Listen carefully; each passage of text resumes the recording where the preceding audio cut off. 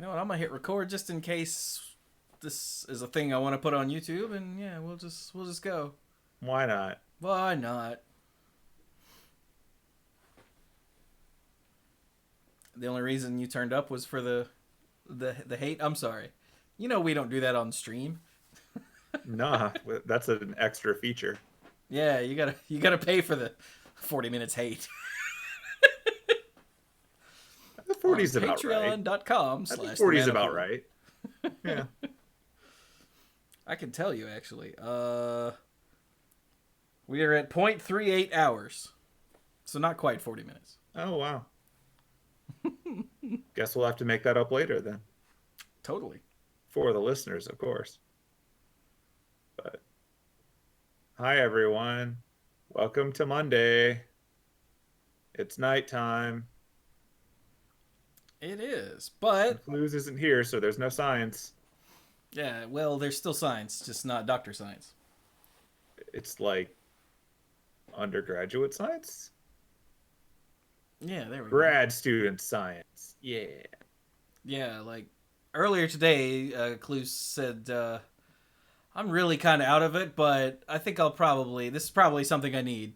And then a little while ago, he goes, yeah, never mind. I don't have it in me. And we went, We have okay. been teaching Clues to self-care, Yeah. and that goes to all of you as well. Like, Yeah. determine if anything that you're doing is necessary and making you happy at that moment.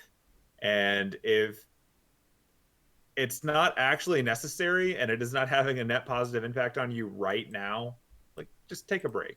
Just chill. Like, there will be more opportunities to do practically everything. That's true. Jersey Bricklayer said the best Oh, comment from good. a band chatter I ever saw was, "You can delete my comments, but my hate remains." That's pretty good. That feels like a line that would appear at the beginning of Star Wars Clone Wars. Like the random platitude they just put on the screen. Because they're not even like cones or anything. They're just like fortune cookie messages. Because that's kind of how Palpatine works. Like, checks out. Hey, Magnor Creole threw 100 bits and said, "Cheers for self-care." I know, right? Yeah. That's why I didn't stream on Friday? Saturday. Saturday. Because I did stream on Friday, even though Friday's Uh, usually my off night. Because Mike and I did all of the Hearthstone news and stuff. how is Hearthstone doing? Dude, they're adding purple to Hearthstone. You mentioned that. Yeah, like they're They adding beat a 10th Magic to the fifth class. color. Or the sixth color. I mean, if we could do away with blue and add purple, they would add the 5th color. There you go. We just need to get a little more Izzet in there. Yeah. I'm wondering how Hearthstone is doing given they're presumably not as affected as Magic is right now. I mean, they seem to be doing pretty well, I think. Yeah. Although when the economy tanks, I don't know how many new sets they're going to be selling, but you know. Yeah. The people that already have it can still play it, so That is true, yeah. which is nice. Ooh, look, I got... How do you say that, chat? How do you say it? Is it Nico? Is it Lemon. Nekot? How do you say that? It's lemon. No, above that. Lance. Below that. Cookie sandwiches. I hate you.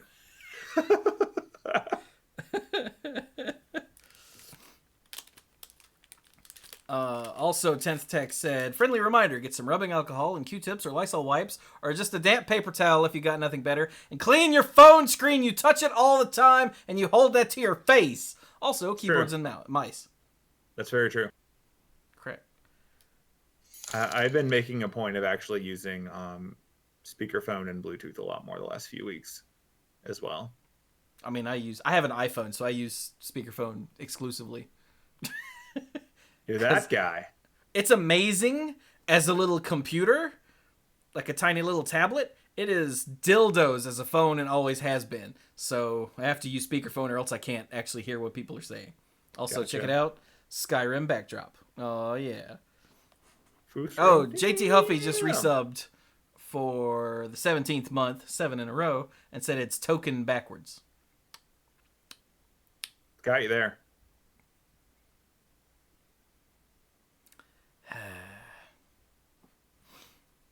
But yeah. Yeah, they're adding a 10th class to Hearthstone, and there's a new set, which means it's rotation, finally. And they're overhauling a whole lot of crap. You know how Overwatch loot boxes work? That's how Yeah. Hearthstone packs are going to work now. No more dupes. No more dupes until you get all the dupes of a given rarity. Or all the things at a given rarity, then you'll get dupes. And then when an event happens, I get out of event dupes. No, that's not how Hearthstone packs work. But Okay. yeah. Yeah, there's a whole mess. There's a video up. For those of you that are like, really? But you haven't watched it? It's over on youtube.com/themanapool. It's called the TMP Nerf Report things and stuff. What's it called? Year of the Phoenix Changes. Caca. I mean, it's an hour and 8 minutes, but it's because Mike and I went deep on everything except the new class. I have a whole other video about the new class, which I haven't put up yet. I like how you stopped just short of 69 minutes. Got to save a little bit extra for the future. If you round up, it's 69 minutes. Round Because to it's the nearest 108.42. 69. Do it? You're rounding to the nearest 69. Yeah. All right, that's fair. Well, I mean, that is it's how it works. 108 and 42 seconds. So if you round up, it's 69. There you go. You got there. You got there. Mathematically speaking, you got there. Damn right. Hey, speaking of YouTube, I got a YouTube comment that actually was useful. Yeah. So you guys remember I did that Mana Strike stream? They tell me someone told me that I should download this app called BlueStacks, that is an Android emulator, I have used that. so that I can actually stream playing it on my computer. And I went, huh. Yeah, it's an Android emulator. Obviously, there's some hoops to jump through getting it to work for you. It seems like it would be super intuitive out of the box, but there's a few things to deal with. But yeah, I've used it before. It's neat. But I don't have an Android, so I don't know how weird that'll be. I mean, it's going to be a click interface for you on your computer, so it shouldn't be an issue. True. And since you log into games separately from your Android or iPhone account, Yeah. I should just be able to log into it even though I'm playing it from Android Like instead you of will iPhone. have to create or otherwise sync up with an existing Google account to open it at all because it's still running Android. But beyond that, you should be pretty set. The nice thing is you can back up images of it so that if you do mess around with your settings or whatever, you can always restore it, which is a bit harder to do with phones. Huh. Like I'd used it years ago when I wanted to check out the Fate mobile game before it was in America, and very promptly realized that I did not care enough to try. Once I started, I'm like, oh, right. This is a story-driven game in Japanese. And if I'm just sitting here reading the script while I play through anyway, I can just read the script and move on with my life. And then they released it in America, so I didn't even have to do that. Yay! Yeah, I just had to wait. Just be 2 years behind. Don't worry about it. But yeah. Lord. So yeah, that's a thing you can do. Yeah. I actually got a helpful YouTube comment, which I mean, people in chat are saying that that's impossible because YouTube comments are the devil, and others are agreeing and whatnot. But I am not popular enough or a big enough channel to have accumulated that group of fuckheads who just show up and shit on everything.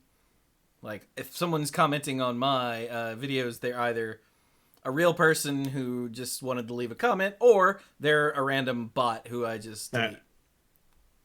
I remember long, long ago in the very early days of YouTube, I set up an account because I still did. This is the time period I still did music videos, like anime music videos at the time. Nice. And I'd done an anime music video to the Royal Canadian Kilted Yaxman from Ren and Stimpy. And I thought it was fun. It was like a fun song with funny lyrics to sync things up to. So sure, whatever. I did it. I sent it to a convention. Fun. Why not? This was all like in 2005-ish, 6-ish, whatever. So then YouTube was new. I popped it up on YouTube. I kind of forgot about it. And then several years later, I pulled up my videos just going through my feed and found that apparently a lot of people were really, really offended because they thought that I was making fun of Canada because they didn't realize that it was from Ren and Stimpy and that Ren and Stimpy makes fun of everything. So they were very seriously upset and they were like flame warring back and forth between people that hate Canada and people that love Canada. And I'm just sitting here and I'm staring at this feed that I've ignored for years like, okay, guys, here's a link to the original. Go hate them instead of me. But Aw, yeah, people are stupid. news at 11. That's the one after 10 for the stupid people. But yeah. Damn it. Hey, you chose to eat in my presence. I almost choked on my knee cot. Nico T. Nikota. I don't know. Whatever it is. I almost choked on it. Yeah.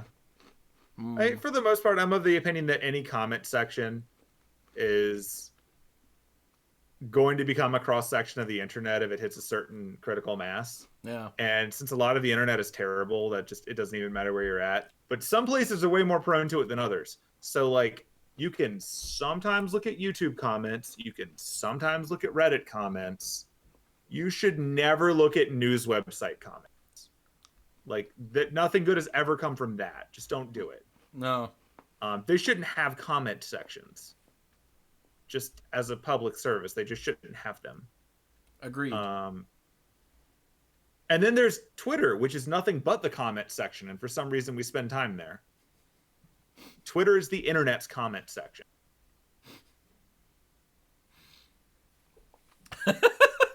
So I had just taken a drink and I was about to die. So just watch out for that. Yeah. But So this is really weird. Bill and I Yeah. do this every week. yeah, Before the show and after the show. it's true. But now that we're doing this with you guys listening live, it's like, so what do we talk about now? We can also see each other. We normally turn off the cameras as soon as it's over. That's true. So, yeah. Like, usually my goal when the show ends is to be the first one to turn off their camera because it makes Discord's camera for Clues' feed massive. And just out of nowhere, you get a giant full screen Clues popping up, and that's amazing because he doesn't realize it for a few minutes because he doesn't actually look at Discord. Yeah, and since in order for my OBS scene, the way I have it set up, I need to have them full screened. Then I literally get a full screen Clues over here, and it's like, Jesus. 4K Clues. Huge Clues face. Ow. Yeah. Magnus says, I just want to vent and say after a week, I hate working from home. Really? Why I've do you heard hate that. working from home? While we wait on everything to catch up and for you to type something, Bill, how do you feel about working from home? Because how long have you been working from home? You've worked from forever now. Since November. Yeah. It was literally a thing where in my role at work, I do a bit of overlap with teams in other countries. And I found myself having to sign on earlier in the day so that I could check in with them before they signed off. Because, you know, if you're working with people in Asia, their day ends about the time yours began. Mm-hmm. And so previously when I'd worked with a team, they ended at about 1 p.m. my time. So like I could still catch up with them by lunchtime. We could do that. Life was whatever. But now I'm working with that team still and a different team that ends at like 9 to 10 a.m. our time based on daylight savings time. And if I want to check in on their progress and ask questions before they sign off, I'm signing on at 8 a.m. anyway. And like 8 a.m., 7:30 a.m., depending on how long I have to talk to them. So I just, because they don't physically need to go into my work office, since my entire team is spread all over the country, I just started signing on from my laptop at home. And after doing that for like 5 or 6 days, I'm like, there's really no reason for me to go through the trouble of physically going into work. Like, I have an office, it's an actual office with a door and all that stuff. And like, that's great. I like it. It's way above where I should have by comparison to several other people in my company who have much bigger titles than me, but I've still got it. No one took it from me. Um, but like, getting up, getting dressed, like office appropriate attire, going there, and then dealing with like being in the office and people dropping in to ask you questions, and dealing with like, what did I bring for lunch? I only have a microwave. Or going out for super expensive food was just problematic all around.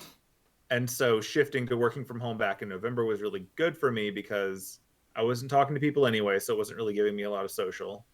Um, Obviously, this is a little bit easier on me because I don't have to get up as early. Like I don't have to sit in traffic or do any of that. That's nice. And if I'm, feeling in the middle of the day, like eating something that I didn't make last night, I just walk over to my kitchen and make it. It doesn't take that long to make actual fresh food and you're going to like it more.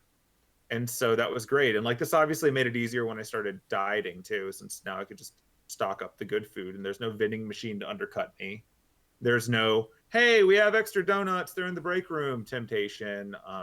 My workplace is very much one of those places where everyone's like, we're all trying to lose weight, but we also all buy cakes. So someone eat this cake so I don't have to eat this cake just constantly. So like there's no middle ground in my workplace. Everyone's either super fit and thin or like possibly ate two of the super fit and thin people. Like there's nothing in the middle. Um and it's just very self-sustaining. I'm in that And latter category, even though I don't work there. yeah, and so like just shifting to work from home was good for me, though I'll say I worked from home for about a week or two and it really messed with me. So I think that's what a lot of people are going through right now. I already did that. So if you like for the first week, you're like, I don't have focus. I don't know what to do. I'm probably dealing with VPN for the first time if your company uses that. Dealing with, Skype calls or Zoom calls now. By the way, if you could go back in time a month, buy a ton of stock in Zoom. It's working out great for them right now. Like that's all amazing. Um, but getting used to all of that is hard. Getting disciplined to stop working at the end of the day is hard. Because there's more to do and you don't have that physical separation of work is over. I have the benefit of also not living with anyone else. There are no children asking me questions. There's no second person who's like, hey, when are you going to be done so I can do whatever? Like, I don't have any of that. I control my schedule. And like, so this has been great for me. But it did take me about a week or two to get used to it. And also, like, when I first did this, I was setting up my laptop on my dining room table. I was typing away on just my laptop. It didn't have a second screen. It sucked. Around Christmas, I got a bunch of peripheral things so that I could switch between my laptop and my desktop. So now my work stuff goes through my keyboard, my mouse, multiple monitors, and it's just a laptop that I flip up and down. And then I'm at work, then I'm not at work. And once I got that and I was in a proper seat, and I have a window, which I didn't have before, I got way more comfortable and now I like it. But the first few weeks were rough. There's a lot of things that can get in the way. I totally get that. I can completely understand people being a bit frustrated with working remotely. On the plus side, there's a mute button, and that doesn't work at actual offices. You can totally do it at home, though. Great. So what Magnus said was having customers call my desk phone and it routes to my cell. Now he gets needy customers calling him at all hours of the day. Is there no way to stop that? So it routes to your cell phone. Is there a way for you to get it to route through like Skype or something instead? I don't know what your setup is, but if you can at all get your call stuff to route through something more digital and less like personal, then it won't be quite as bad. Like all of my stuff, like I said, is going through Skype or Zoom right now, and so it's just put on headphones. Like, I'm podcasting because I'm using the big microphone over here and just talking at it. When I'm in work mode, this goes down, and then I'm like, okay, this is what I'm doing because I'm not dumb enough to turn on the can pick up every sound in my apartment microphone for actual calls. Huh. I'm not making that mistake. This is the last mistake I need to make. But yeah, if you have any option, company policy, that sucks. Don't be surprised if a lot of company policies change over the next 2 months. It might take longer than it should, but I feel like realistically, things are going to change by necessity. Like I said, if you'd bought stock in Zoom, you're doing great right now because Zoom is like Skype, but it works. And that's a big plus. Hey, we used to do this show on Skype, and then we stopped because it sucked. Zoom actually does a good job and works well. And I think after people come back from this at whatever point in the future that is, companies will have learned exactly how much they can do remotely. And I suspect a lot of places are going to be more open to people working from home in general because it's actually cheaper to not maintain an office. And it's nicer on your employees who do have children and other things to let them not have to pay someone to look after their kids all day. Which is massively. How many massively's was that? Sufficient, but more. Yeah. Add a couple Expensive. more. Expensive. Yeah. Yeah. Just looking over, Zoom has been really good. I'm very happy with it. I totally understand having difficulty focusing on work when you're at home. Oh, yeah, dude. That's big. That takes some getting used to because like the first week when I was staying at home, I'm like, and then I would get up and I would walk around my apartment and look for things to do. Like I did not want to focus on work. I didn't want to do work. Like my laundry was caught up. I did dishes. I found posters that I hadn't hung up in years. They'd just been lying around. I put them in frames that I already had. I started like decorating my apartment in stupid ways because anything I could do to avoid work. But like before, when I was at work in my office and I hit that mode, I just sat on YouTube. So I guess or this Twitter. is more productive. Yeah. I don't tweet nearly as much as I used to. I remember days when you would tweet at work. Yeah. Well, when I first started doing the Squee account, it was at my old job, and that one, like, I had nothing to do for like an hour, so I would just tweet like crazy. That was also when I listened to podcasts. Yeah. So, speaking as someone who works from home all the time, but my job is it's all up to me, you know? That's why I always track my hours. And I don't know why, but tracking my hours keeps me on task. Yeah. Like, because it literally doesn't matter to anyone but me if I'm working 40 hours a week or not. Like, as long as you guys have videos to watch, you don't give a damn. It's like gamification. Like, there are now numbers applied to it, and that means you can set goals. And it also means that if there's a number and you have to write down for yourself, I didn't do anything that hour, then later on at the end of the day, when you feel like you didn't do anything, you can actually look back and see if you did or not. Yeah. Like looking back and going, oh, I did work for 7 hours today. So I didn't hit 8, but I did 7. That's way better than I felt before I looked at the numbers. It adds up. Like I have to log all of my time at work anyway, so that also helps a bit. But getting an idea that you actually are doing things is nice. And also it does make you try to do things because you don't want to log that you did nothing. Because if you're going to do nothing, you could actually be playing video games and not sitting here at your work stuff. Yeah. Like you want to earn your time back. Like 10th Tech said, because guilt. And that's only half of it. Like, half of it is I want to make sure I'm logging enough hours doing, Manipool Productions stuff so that I don't feel like failure. But also, I want to make sure that I'm not killing myself doing Manipool production stuff. That's less Yeah. of a problem these days, but You've flashback had to about a learn year. work-life balance for that. Yeah, it's a way of tracking work life balance, really. Like flashback about a year or so when I was regularly putting in, 50, 60 hours sitting right here. Yeah.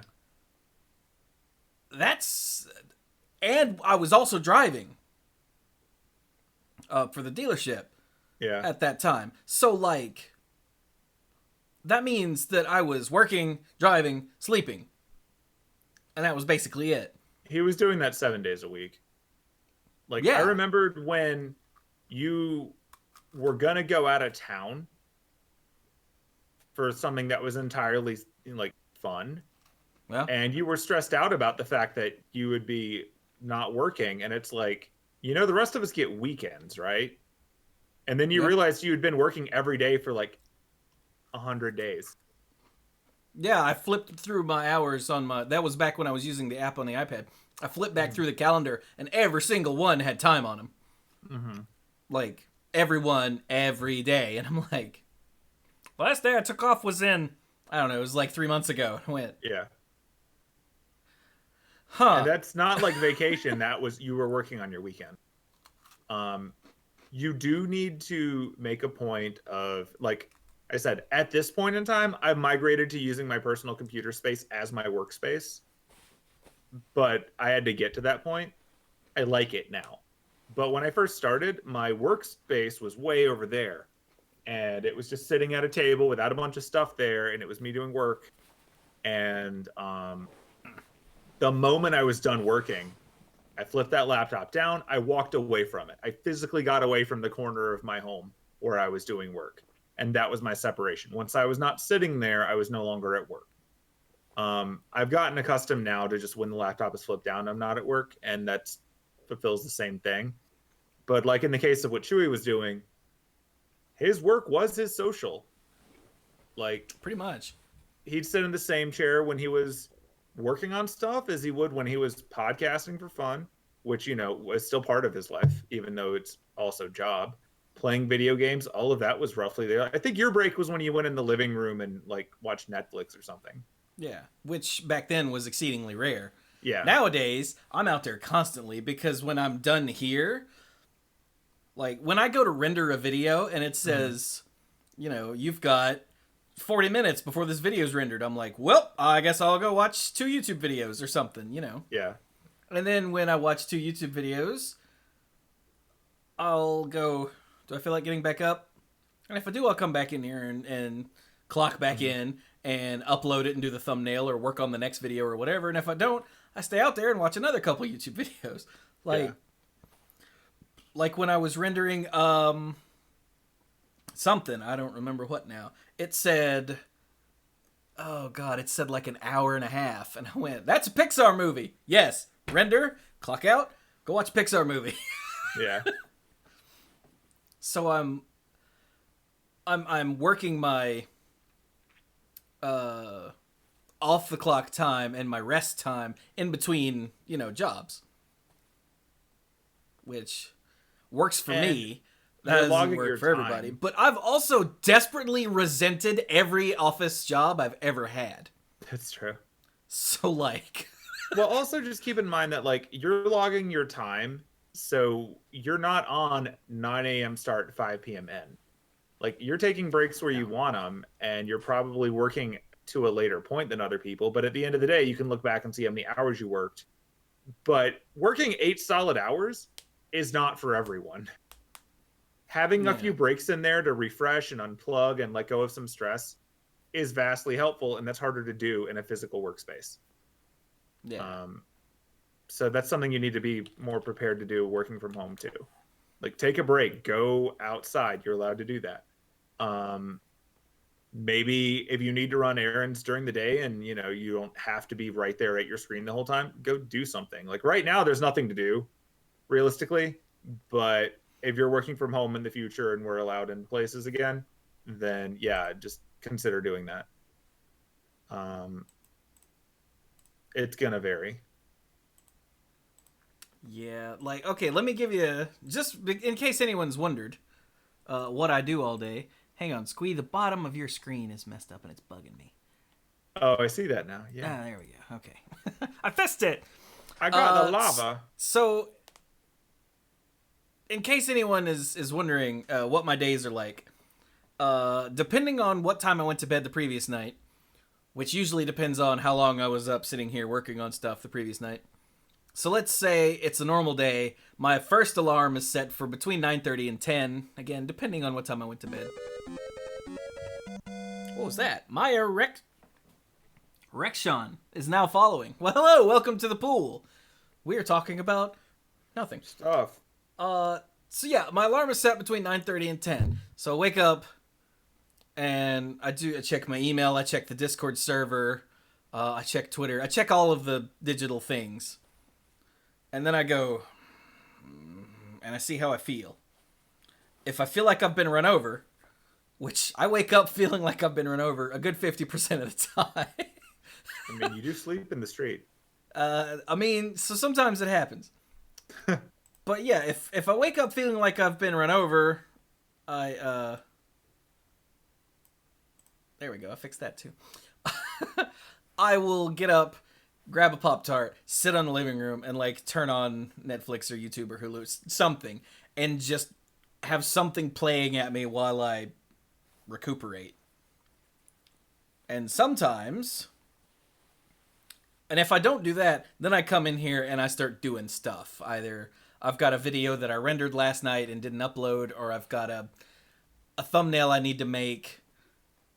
Or there's always something to do in this job where I try to have one YouTube video go up every single day, you know. So I come in here and I do that. So we'll call coming in here A, and we'll call waking up feeling like I got run over and going out there B.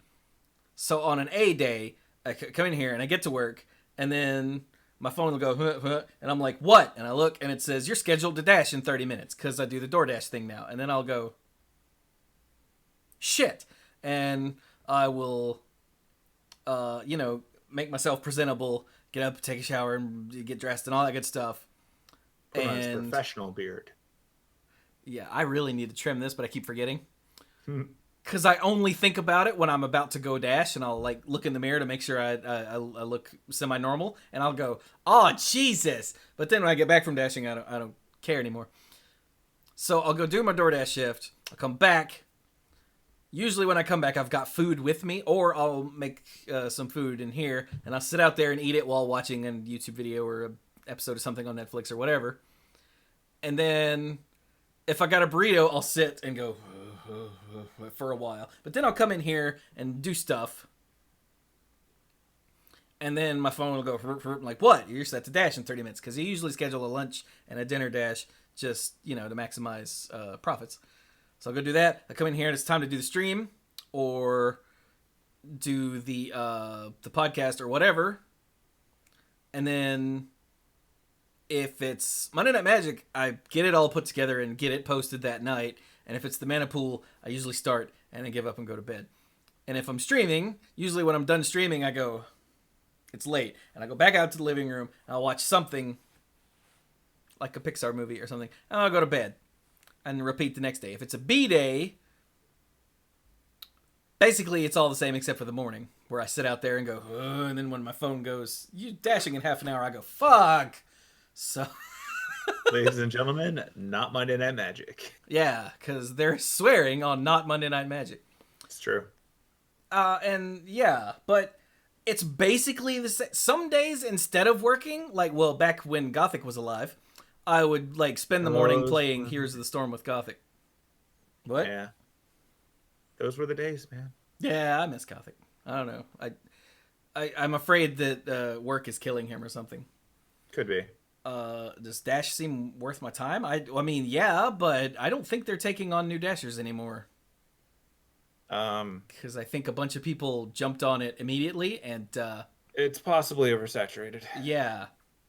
People keep asking me. Places are definitely hiring right now. Dude, people keep asking me when they see me with the DoorDash bag. They're like, "Oh, they're keeping you busy?" And I'm like, "Not as busy as you'd think." He's like, "Really? And with all of this going on?" And I'm like, "I think A bunch of people, when they got laid off or Yeah. they saw that the demand went up, they jumped ship and started door dashing. So now there's more of us. So now none of us are making more money. Yeah, it's definitely a gig, and that Yeah. means that you only really get to work on ratio to how many other people are trying to work. Yeah. I mean, it only allows a certain number of people to work, but I think they're hitting capacity like all the time now. And then sometimes the freaking app goes down. Yeah. Like I had a dash scheduled for dinner time tonight, and I couldn't do it because I couldn't. I couldn't log in. Every time I go to log in, it'd be like login error. I'm like, so I hit like Twitter and whatnot, and I saw a bunch of people going, "What the hell? I can't do my dash." Like I'm glad I wasn't in the middle of a dash shift, or that would have sucked. Yeah. But I yeah, think that's the been happening with idea, alarming frequency here lately too. So I mean, as unemployment numbers pop up and people are looking for money while they can't do their normal job, it's probably going to keep happening. oh yeah, I saw that practically every pizza place is massively upped both the number of people they're trying to bring on for deliveries and massively reduced the amount of time that they, train those people to the point where I saw that like it was Domino's or Papa John's or something. They'll straight up make you a delivery guy that day if you just like show up with a car. They're like, okay, cool, here, take this to that place, and that's probably going to hit the same thing soon enough. probably. Yeah. Yeah, it's Does it beat driving cars? well, yes and no. Yeah. So like the downside is I'm driving my own car, so I'm putting miles on my car and my tires and burning up my gas. Mm-hmm. But I also get paid every week at the same time. Unlike the dealership where the last few months there, they hired someone new in payroll who was a blithering fucking idiot, and every single paycheck was a question mark of whether or not I'd get the money that was owed me or not. That's a fun state to be in. Yeah, it's awesome. So, yeah, it beats the hell out of that because that was, I mean, anyone who's listened to the odds and ends from late last year knows that was stressing me out. Yeah. Ah! So yeah, this beats that. You actually get paid. Yeah, and I'm actually making more than I was there because people always want food delivered as opposed to the dealership where there might not just not be any Yeah. drives they need you to make. Back when I was working in the office, I had, like I said, I had my own office, which was rare. And I think part of the reason I had it was because I was close enough to the front of the building that, like, if people are ringing the doorbell long enough, I'm going to hear it and have to go get them. And, like, Sorry, that's messed up, but that's really funny. yeah, well, it's one of those things that I'm going to get annoyed hearing this doorbell. Like, it's not my job to, but on the same note, I'm going to keep hearing them do it. And as more and more people got in the habit of ordering from the various services that do deliveries, it became this thing of the instructions you give those people are text me when you get here and I'll come forward and get it. And that instruction might have had a field on the form when they filled it out online that did not get printed out on the receipt that the person had that tells them where to go. And so they just show up. They don't have a name. They don't have anything. They're just like, yeah, I got your, let's say Quiznos, because that doesn't exist in the state anymore. Got your Really? Quiznos. Pop the button. And it's like, I don't know who ordered Quiznos. I don't know that. And so it's like, well, what do I do? And I'm like, you give me that food and I stick it on this table. And when someone gets hungry, they're going to walk up here and eat this food. I don't care who. It's up to them to sort this out. They should be standing here waiting for you. And so, yeah, like during the hours of 11 to 1, about every 15 minutes, I would get up and go and like, okay, I don't know who you are, whatever. I'm putting it over here. They'll figure it out. I don't care. Please stop doing this. You know, it really amazes me that 6 different people can show up from Jimmy John's. I'm pretty confident you could have delivered all of this at once. I know where the Jimmy John's is, but okay, whatever. Repeatedly doing that. And like, it's not the fault of the people delivering. They didn't screw up. It's just the people from my company all started using the service because it was so convenient when you're working to just have someone bring you exactly the food you want from where you want it. Yeah. But like there was no infrastructure in place to actually receive it. Like pizzas were Hey, easy because pizza people do have your phone number. They require that. They just call people. Bogardo91 just subbed for the second month. Thank you much. Welcome back to the pool. And Please Unpax, don't get in the pool though. no, it's not safe. Um, not since Clues got rid of all the blue mana. You don't want to jump in that pool. It's like nothing but rock down there. Um, but yeah, I actually preferred Quiznos over Subway too. But I think there's still Quiznos, just not in my area. Now I'm curious. I know that Quiznos suffered a bit from the fact that their main differentiator was their ability to toast your sub. And then Subway bought microwave ovens. Like they bought convection ovens with microwaves because they previously just had those. And then Subway could just do exactly what Quiznos did for cheaper. Wow, And dude. also Quiznos made some really weird advertisement choices in the 2000s when they decided to go to albino black sheep for their marketing. I Um, did. I did a search for Quiznos near me. yeah, There's one in Charlotte, yeah. which is not close. Is it in an airport? It says in Wells Fargo, so I'm not Oh, sure how that works. it's probably in the Wells Fargo building. Oh, okay. So it's probably like part of a like food court or something. And there's one in Rocky Mount, Virginia, which is Yeah. also not near me. Yeah. So yeah. Yeah, Magnus, I actually did see that. I watched the Company Man videos.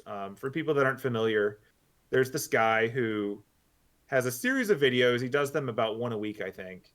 And they largely cover the history of a company and where they came from, how they succeeded, how they fail, whatever. But also occasionally does things like, here's what the Enron crisis was in under 10 minutes because most people couldn't follow that. Or God, that was a here's mess. how Ben and Jerry's came to exist and why they succeeded and failed and succeeded and failed and so on and so forth. Or here's why GameStop isn't actually screwed. And it's actually really well done. So check those out if you're curious about it. I'll have to check that out. Like That they're sounds good fascinating. playlists. I Oh, watched it an is. entire documentary about Enron a couple years ago on Netflix Yeah. called Enron: The Smartest Guys in the Room, Yeah. and it was really good. It's a Because really good one. That was a giant mess.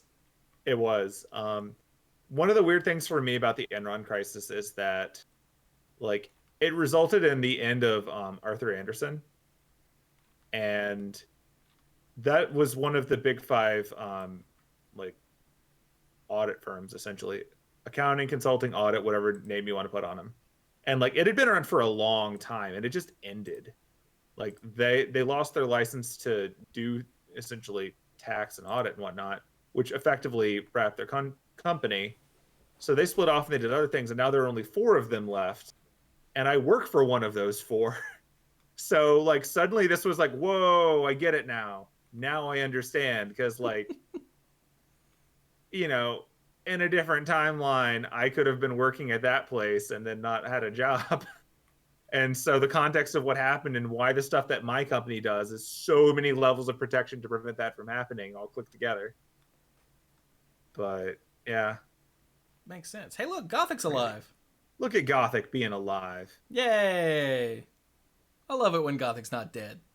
Yeah, Not just man. because Rule 1.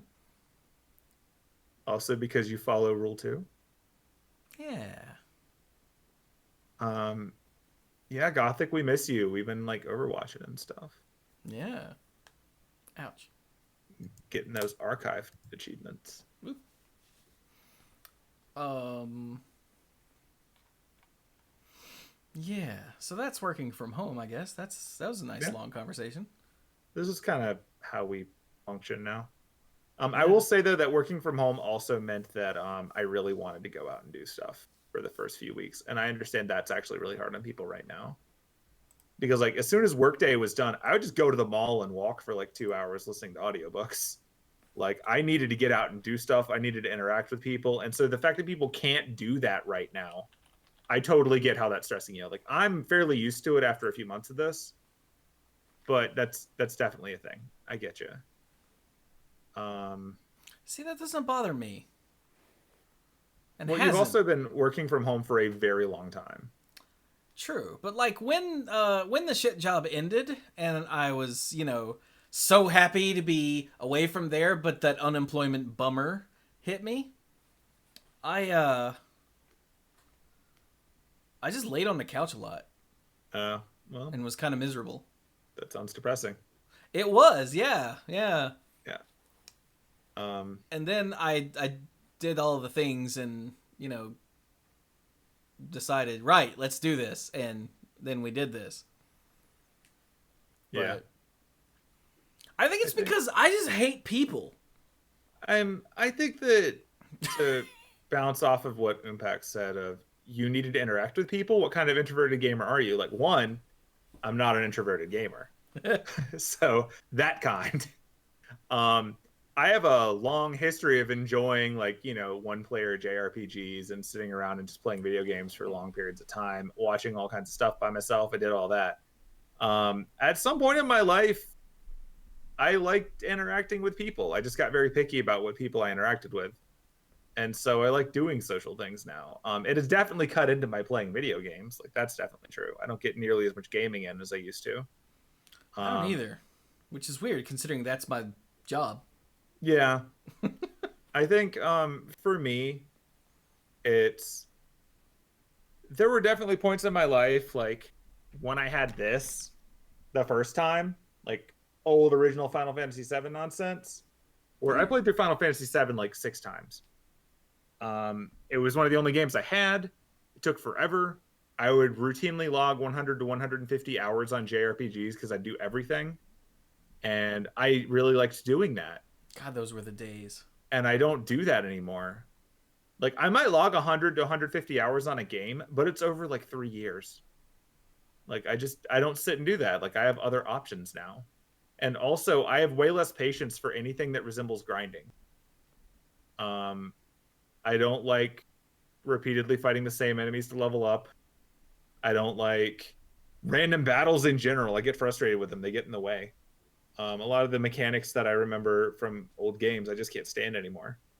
Um, I'm not actually a big fan of super giant open world games where here's a billion quests for you to do because I will do all of them. That's just how I work psychologically.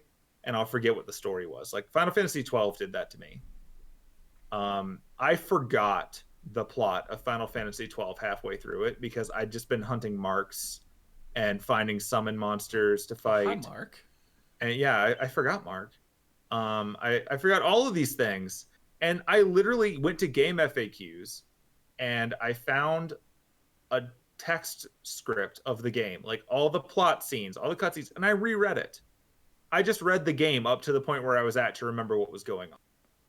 And one, it didn't take as long as I thought it would because there's not actually that much plot to that game. There's just a whole lot of stuff, but the plot was pretty straightforward. And two, once I read my way through there and I knew what was going on, I started playing it again and I finished it. And then I came to the conclusion that Final Fantasy 12 still doesn't have a plot. It's a cool game, and I appreciate the fact that it's half Star Wars and just the other half is denying that it's Star Wars. But it doesn't have a story that like matters at all. And I think that was sort of my realization that maybe I wanted more from games than going through the same Final Fantasy tropes over and over again. Um, I guess that was a good time to get away based on the reception of 13. But yeah, like I really loved JRPGs for a long time and I liked them a lot. But then I got into like Mass Effect and Dragon Age and other games BioWare's never going to do justice again. And I found that that's just the games I like more now. Those are more fun for me and they also don't involve standing in a line and choosing to hit stuff. So, Also, thank you to XDog27 for the follow. Welcome to the pool. Please don't get in the pool. yeah. And I think Uh, also like I just got more social hobbies as I got older. Like I like pen and paper RPGs and sitting around a table being a nerd with dice. Like that's fun for me. Like I like doing that around people. I'll do them online too, don't get me wrong, but I like having other people to play off of and interact with way more than I like just sitting there and playing a game by myself now. Yeah, like I put like 200 hours into Skyrim on the 360, and I never finished the story. I Hmm. barely started the story. I never did the Civil War. I didn't do either of the DLCs because the game is so huge and I was just running around doing everything else. I literally never finished the story or anything of those games. What's going on here? A man is the goat. A mon is the goat. Can you please say hi to my friend Kanta? It's his birthday and he really loves your stream. Sure, hi. That sounds suspiciously like something a bot would say. It does, Or but on something the a same troll would note, say. it was like a very low investment risk. Yeah. Also, that just put us up to 1,000 followers. Wow. Really? Yeah. Oh, it was a troll. Yeah, but we didn't actually say that, so I guess you look kind of special. Oh, and then they immediately got banned. As it turns out. Good job, That Cap. said, I appreciate that they bumped you to 1,000 while trolling, Yeah, and we that's didn't pretty actually good. give them what they wanted. So, that's a win. We'll take it. That was fun. Yeah, that's pretty baller. You see what we were saying earlier? You just have to get big enough, Chewie, and then you get more people like that. I That's get. all. I mean, I get stuff like that every once in a while. Yeah. I don't think that one was a bot though, because the last thing I saw right before Cat banned them was, "Oh wow, you're welcome." Like, Yeah. Seem to be surprised. It turns out that it is a bot. It's just crap. bots have been running for so long that they've slowly developed a sense of like, oh, that's nice. They're still Skynet and they're gonna kill us, but they're gonna be like, oh. A piece. Hang on, something's hung on my throat. I'm gonna go refill my drink. Bill, you keep going. Keep going. Yeah, I can do that. So, yeah, so like I've slowly gotten more extroverted. Like I've watched the Myers-Briggs test, which I take like every 5 years, slowly go from far over here introverted to directly on the middle. So I don't know if I'm becoming actually more extroverted because I also really like my alone time. But I don't know. It's just sort of where I ended up. I miss playing video games, and if I weren't so busy still doing my job remotely right now, I would be jamming through some JRPGs because I do miss them. Um, like if you want to talk like old ones, I've got a big stack of them over here because I didn't know we were gonna have topics to go through. So like, if you want to stick with like the oldest of stuff, like you gotta rock the first RPG I ever played because I didn't know what RPGs were. Um, Super basic, but I enjoyed the crap out of it. Mario RPG. Yeah, Mario RPG is great. Dude, that's on the SNES Classic if you were able to snag one of those. I've just got an actual SNES, but yeah. Um, Mario RPG is amazing. It was the first RPG I played. I didn't really get it. I was really confused, but because they at least had the mechanic of push the button when they jump to like do extra damage, I still felt there was some interaction. I didn't understand that Cullix was a joke about Final Fantasy at all. And so, like, when I'm fighting Cullix and they're playing this sweet battle music, I'm like, that's awesome. And someone else was like, that's from Final Fantasy 2, because it was 2 at the time. Yeah. And I'm like, huh, neat. Okay, let's see here. Wait a minute, what I miss? X-Dog's been playing Magic off and on for almost 20 years. Oh, dear Lord. Thank goodness you survived. Yeah. Cap said if I hit 1,000, it can get an Epic Creator code now. I don't even know what that means. I hope it means that you are become God. I don't think that's that kind of Epic Creator. I think that's a different unfortunate. Thing. Yeah. But yeah, so like that was just because I started grabbing crap. So that was Mario RPG. Mario RPG is amazing, and I love it. Excuse me. This is also amazing, and I love it. That's also on the SNES Classic. Yeah, Earthbound is a reason to get a SNES Classic if you haven't played it.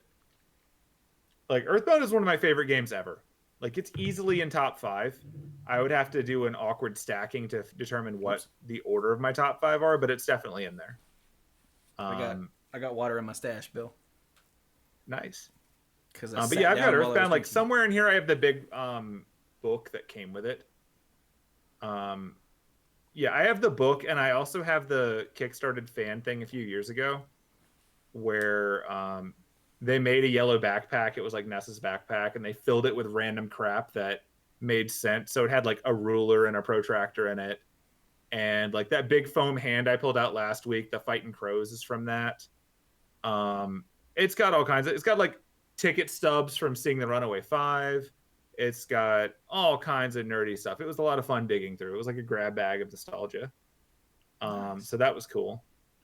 Earthbound is just an amazing game if you haven't played it. Graphically, it's garbage, but that's part of the charm at this point. Yeah. Um, yeah, I love me some Earthbound. I played Mother 3. Uh, I get why they didn't release it, but yeah, I Earthbound's mean, great, they and I did, love it. just not here. Not here. Um, Earthbound is wonderful. Chet mentioned Any Chrono game, Trigger earlier. Oh, getting I there, love Chrono Trigger. getting there. You think I'm not gonna bring Chrono Trigger over when I'm grabbing my Super Nintendo games? Isn't that on the SNES Classic? I don't know. I have no idea. Um, like Chrono Trigger is my favorite Super Nintendo game. Like, it's either going to be Chrono Trigger or it's going to be Earthbound, and it's going to depend on my mood that day. But those are my two favorite Super Nintendo games. It is. Damn it. There we go. Is Chrono Trigger on here? No. That's unfortunate. It's Probably Secret of because Mana they is re-released on it on the 3DS or the DS or something. It's probably got a Switch port by now. Let's see. Earthbound, Final Fantasy 3, which is 6. Secret of Mana, Mario RPG, and I guess A Link to the Past if you want to count that. I do not. As far as RPGs go. Yeah, it's not an RPG. It is an action game. Wow. Yeah. Chrono Trigger is...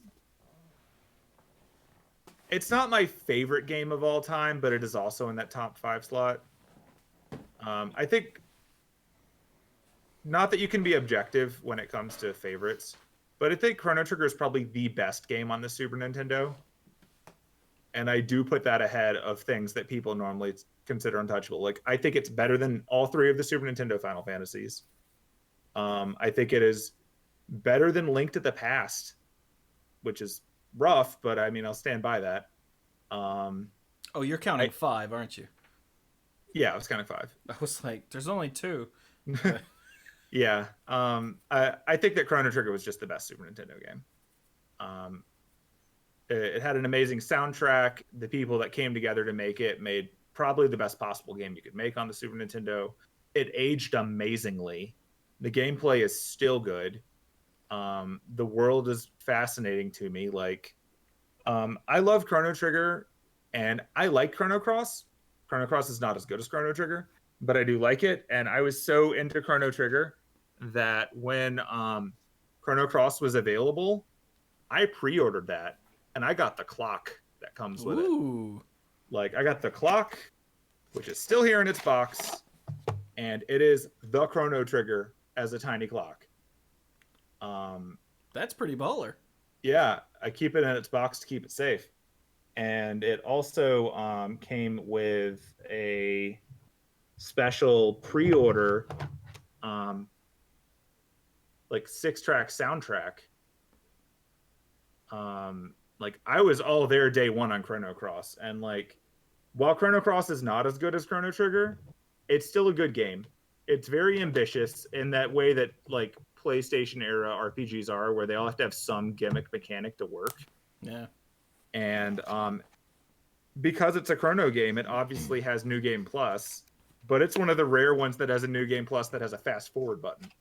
So literally the game frame rate goes up, and you just jam through sequences way faster on the replay if you don't feel like sitting through them. The combat goes faster. Everything goes faster. Wow. It's great. But yeah, I like Chrono Cross. The concept of Chrono Cross was amazing because it was straight up, what if every time you went back in time, you wiped out an entire universe of people because they no longer exist anymore? Sorry about that. Yeah, you feel bad because that's the game. It's like going through what's left over from the nonsense the party in the first game did was amazing. Like that, like, blew my mind as like excited teenager. Um, that's great. I did like Final Fantasy VI, but I will say that I am of the mindset that Final Fantasy VI was 2 games, and the second game was scattered all over the place because they wanted it to be super interchangeable with who you beat it with. But I think that sort of hindered the plot a bit. But it's still great. Like, it's still an amazing game. Yeah, Final Fantasy VI, I'm pretty sure ranks over Chrono Trigger for me, Mm-hmm. but not by much. Like, Chrono Trigger is a much tighter experience. Yeah. Because for a JRPG, it's only, like, you can beat it and do most things in, like, 20 hours? 30 hours? Somewhere in there, yeah. Whereas if you're not Final new game Fantasy plusing VI is, it, then yeah, you could probably do that. Yeah, whereas Final Fantasy VI is closer to, like, 60 probably. 6 takes a while. But I loved it so much. Like, I played first I played Dragon Warrior, Yeah. which was bad. The original NES Dragon Warrior was bad. Full stop. It was bad. All of the re-releases of Dragon Warrior, they've been fixed, and they're bad. So, but for some reason I liked it. I just thought it was fascinating. And then Final Fantasy came out, and you could see your little dudes on the screen. They'd walk up and they'd go, and then stuff would happen, and I was like, that's so much better. Yeah. And look, you can have multiple enemies. What? And then Final Fantasy 2, which was 4, came out, and I was at a birthday party. Yeah. It was Jamie Good's birthday party, and he got it. And he opened it and he went, and I went, and he plugged it in and started playing. And one by one, we all dropped off to sleep. His ass stayed up all night playing Final Fantasy 2. We woke up the next day and he was out. And so that was weird. But then I got it. And I went over to Lomax's house, I think, and took it with me one weekend. And we did the same thing. We sat up all night playing it. His mom got up the next morning and we're sitting there doing this. And she's like, really? We're like, this is awesome. the future. This is what gaming is now.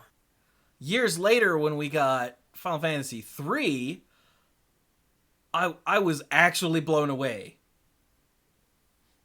because it took everything that 4 did and made it bigger and better and more awesome. Yeah. And I could not, my poor, when did Final Fantasy 3 come out?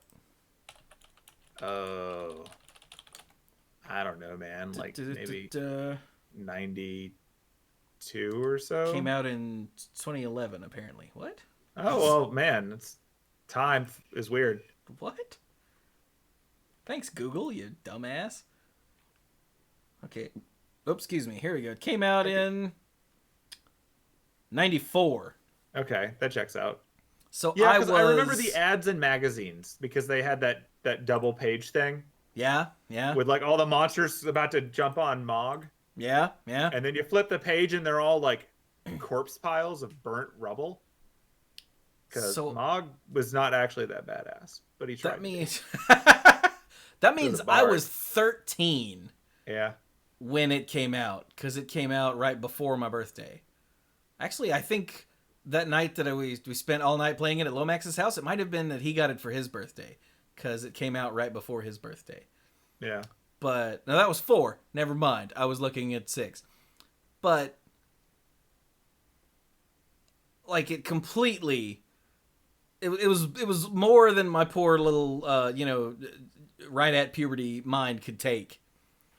So then when like Chrono Trigger came out, it blew me away again. And like when the Mario RPG came out, I was like, that's never gonna work. And then it was brilliant. Mario RPG was way better than it had any right to be. Yeah, it should have been a stupid cash in, but it was amazing. Yeah. The Paper Mario games never did it for me the way Mario RPG did. I love the Mario games. But they just weren't the same. Wait, which ones? The Paper Mario Oh, series. I've actually never played a Paper Mario game. Because like they were supposed to be the successors, but without Square, and it just didn't work. Yeah, that's understandable. If you're looking for more Mario RPG, then yeah, they totally won't work. Yeah, I think if we hadn't played that first, we probably would have really dug them though. quite possibly, quite possibly. Yeah. So I'm gonna ask you the question on the stream now. Was First that? playthrough in 6. Did you wait for Shadow? No, I didn't even know that was an option. What was your reaction when someone told you you could? I do believe it was motherfucker. And remember, by then I would have been 14, Yeah. but I'm pretty sure that was my reaction. Because I really remember missing Shadow, because Shadow is awesome. Yeah. In case you don't know. Not, well, okay, sorry. Shadow is alright. Interceptor is awesome. Because sometimes he'll run up and grab an enemy by the nuts and do massive damage. And that shit is hilarious. It's true.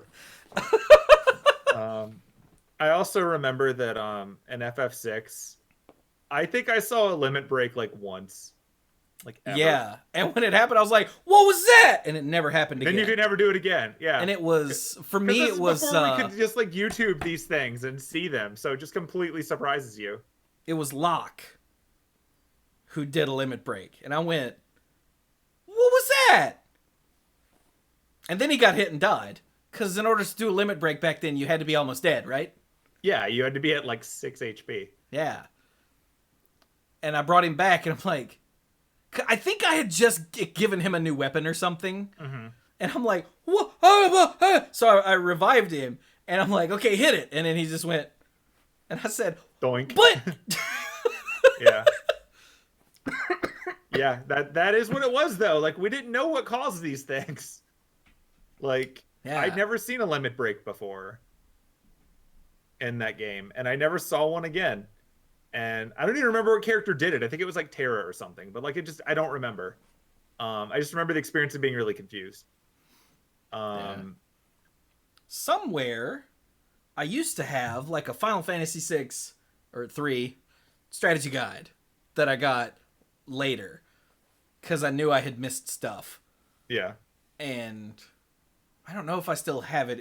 If I do, it's in the closet somewhere, and I missed a lot of stuff when I played through the Super Nintendo RPGs. And like when I went back and did my replay runs, I pulled out game FAQs. I'm like, what? That was always there? What? Like constantly?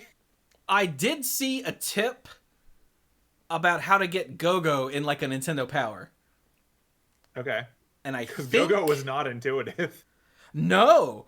No. And I think I saw it. I know I got Umaro, so I saw a tip on how to get him too, probably in Nintendo Power. Well, like that was gaming magazines at the time. It was like I remember seeing the magazine that was like get Yuffie and Vincent. Yeah. Because like you didn't know that just playing the game. Like you knew that they were in the art and that you could see them in the magazine and like in the in-game book stuff. But like it didn't tell you how to get them. And like if you didn't run in the woods near certain cities, you'd never even see Yuffie. Yeah. And like it's not like you had a reason to stay on the overworld map most of the time. Like you just wouldn't see her. Yeah. I got lucky. She actually just like came at me one day and ran off with my materia, and I'm like, but I had no idea because it just happened. I had no idea that it was a thing that could just not happen. Yeah.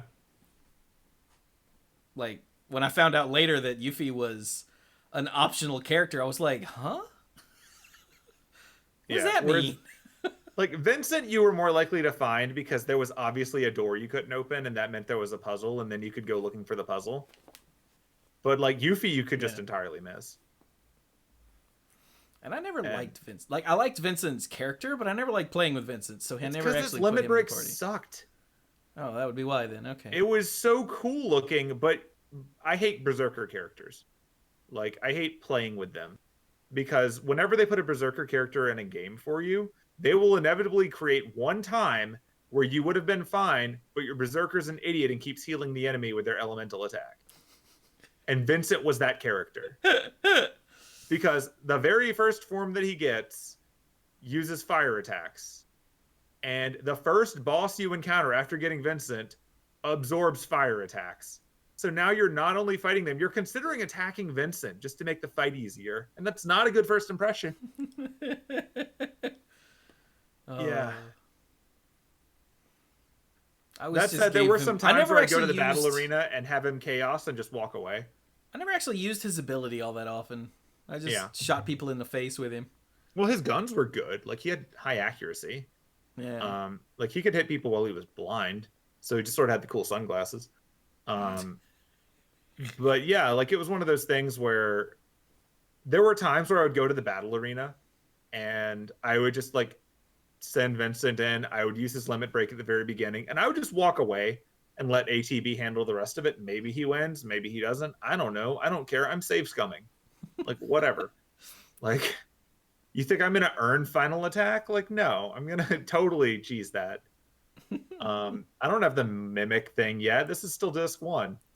Um, none of that cheating yet. Um, although when it God. comes to like cheating in RPGs, um, the so Super Mario RPG was definitely my first RPG, but it's very loosely an RPG because it just had a bunch of other stuff going on.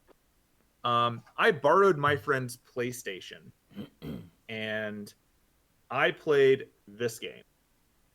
I've And heard good things about Wild Arms. I love Wild Arms. Wild Arms is wonderful.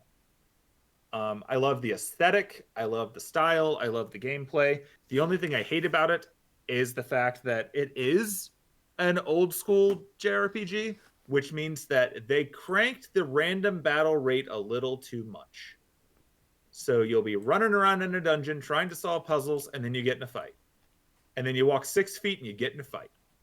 And the thing that made it tolerable was the fact that the game had a glitch in it. And like again, the kind of thing people put on the cover of the magazine so you could find it.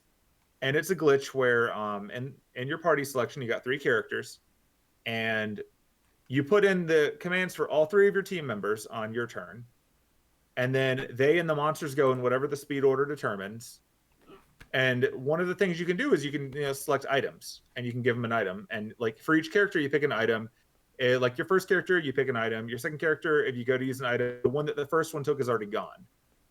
But there was this glitch where if the first character takes an item and the second character takes an item, and then the third one goes to try to take the same item, and you just hit the back button, it adds the item back. And then you select and you back, and you select and back, and you can item dupe like crazy. And you can do this like an hour and a half into the game. And it works on any item, not just items that you could actually use in your party. So like you could item dupe the stat boosting items. Wow. You could item dupe the accessory that brings you back to life when you die. You could totally cheese this and just get maxed out stats very short into the game. And I completely encourage doing that. Not because you want to undermine the difficulty of the game, but just because you want random battles to go as quickly as possible, and having every character one-shot every monster for the first 2/3 of the game makes that possible.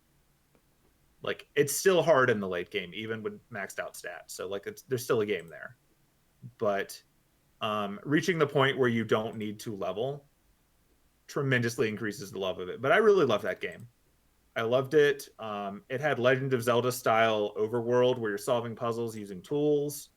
The music was great because it had this weird Clint Eastwood movie aesthetic going on with like early PlayStation MIDI technology, so it just sounded great. Yeah. Because it wasn't really MIDI, but it still had that chiptune feel. Like they made this game for Super Nintendo, but it came out too late, so they just had better music.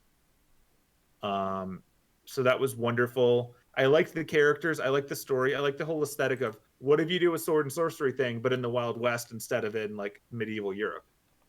And that's great. It's amazing. Yeah. I love me some Wild Arms. I recently bought the soundtrack after like wanting it for 20 years because I realized I'm a grown up and I can do that. So that's cool. Love me some Wild Arms. The second game is also good, but I didn't play like 3 through 6 or however many they released after that, but the first one's amazing and I love it. I can't say it's the best game ever made, but it's probably the best Super Nintendo game to ever come out on the PlayStation.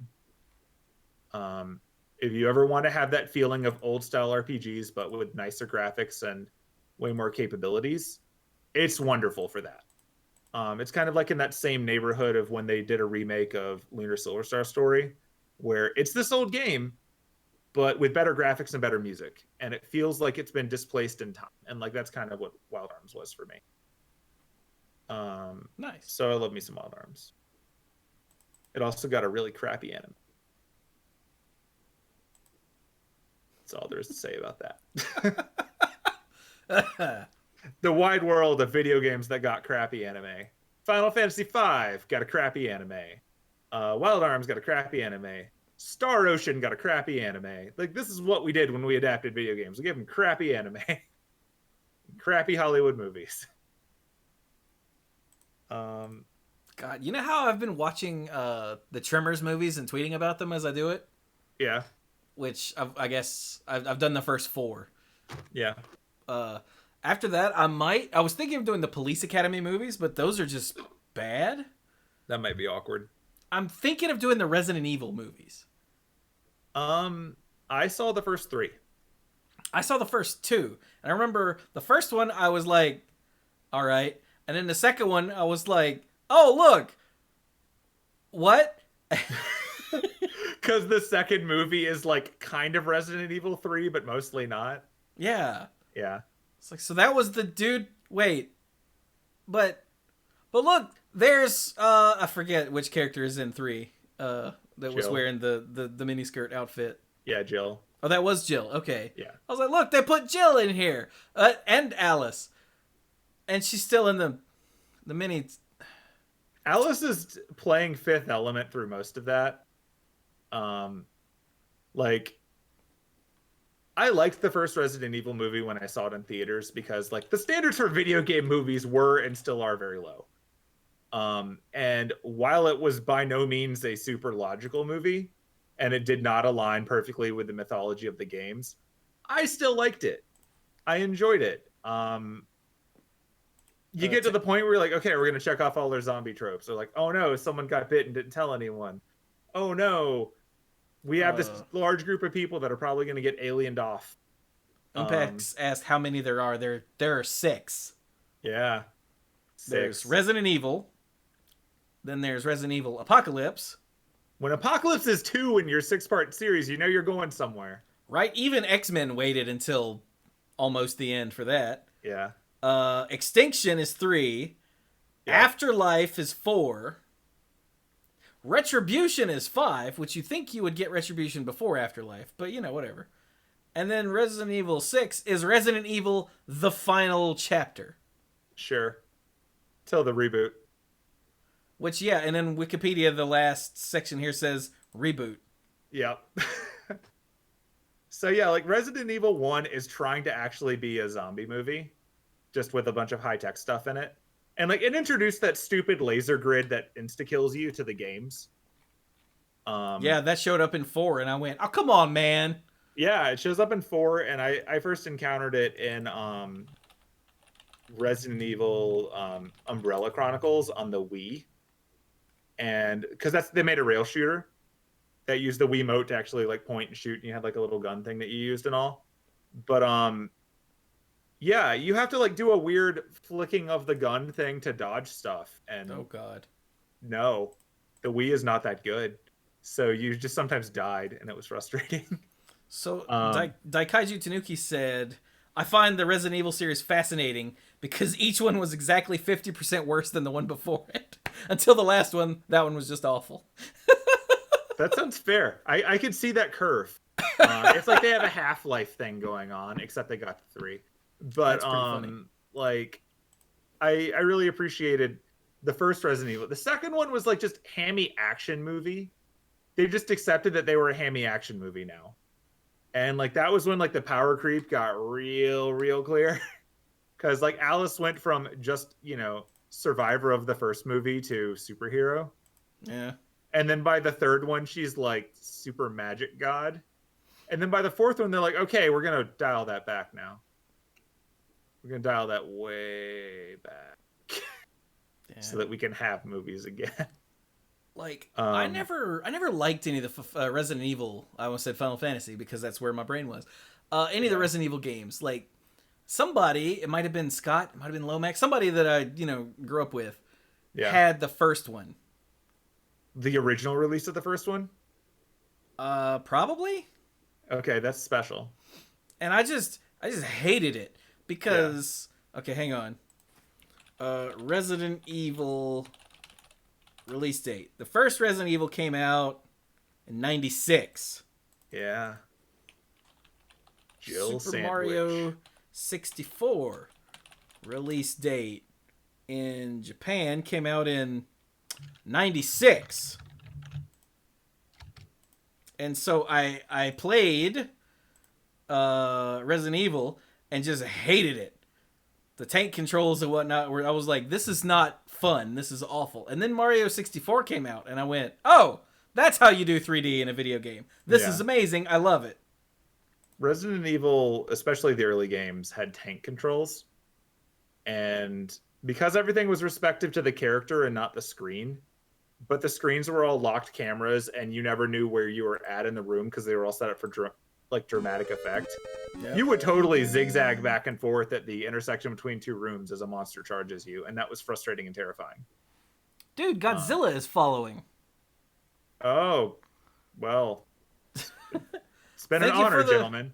thank you for the follow. Welcome to the pool. Please don't actually get in the pool. Because social distancing. Yeah. But yeah, like the second one's just a dumb action movie that they roll with. The third one was when they decided they were doing Mad Max. Like they're just like, we're doing Mad Max now. Like, okay, guess we're doing that. And then the fourth one on, I didn't watch because like the third one was hard. Um, because they kept integrating characters from the games, but they became less and less like the characters. So yeah, that was thing. Because like the third one was weird to me because they had Ali Larder as Claire Redfield. Really?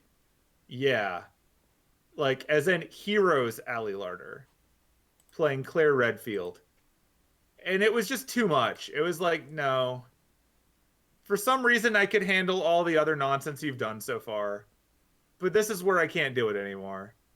This is apparently where we're at. I can't do that. And also, it was just so far removed from everything that I'm like, this is just an action scene now. And like, I'm fine with action scenes, but I'm kind of done. And Yeah. so I just didn't watch anymore. I wonder how many of them are on Netflix. I know like the first, I think 3 are for sure. I mean, if anyone wants to make like an end of the world playlist, I'm happy to hear about it because I feel like there's a lot of things we could watch right now that would be kind of like, it's not as Not every unrealistic day. as we thought. Sorry, Netflix started auto playing on the website, which I didn't realize it did. Oh, like the promo trailer for the first bit, whatever's on Okay, top. let's see here. Wait, no, all I've got is Extinction, Apocalypse, and Afterlife.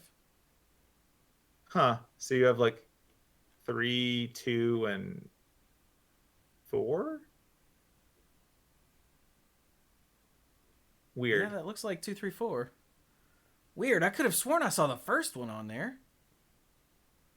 That is some weird nonsense. Oh well. Yeah, like I would be entertained to hear what you think of the series. Like, I think if you go in with lower expectations, as just take it as a popcorn movie, they probably do fine. Oh yeah, probably. Um, I just remember like, so I played Resident Evil starting with the GameCube. Like most of them actually played on the GameCube. So a lot of these were the remakes. I played Resident Evil 1 remake, 2, 3, and then I went and played 0. And I played a few minutes of Code Veronica, but I just didn't. I played Code Veronica first, but I didn't get very far because the controls were terrible and I was at a friend's house, so I didn't really do much. Fair enough. Code Veronica is also apparently harder than the other ones, I think. So like that's not a good one to start on. But then when I played them myself, I played through 1, 2, and 3, and I'm like, okay, I got this. And then 0 was hard.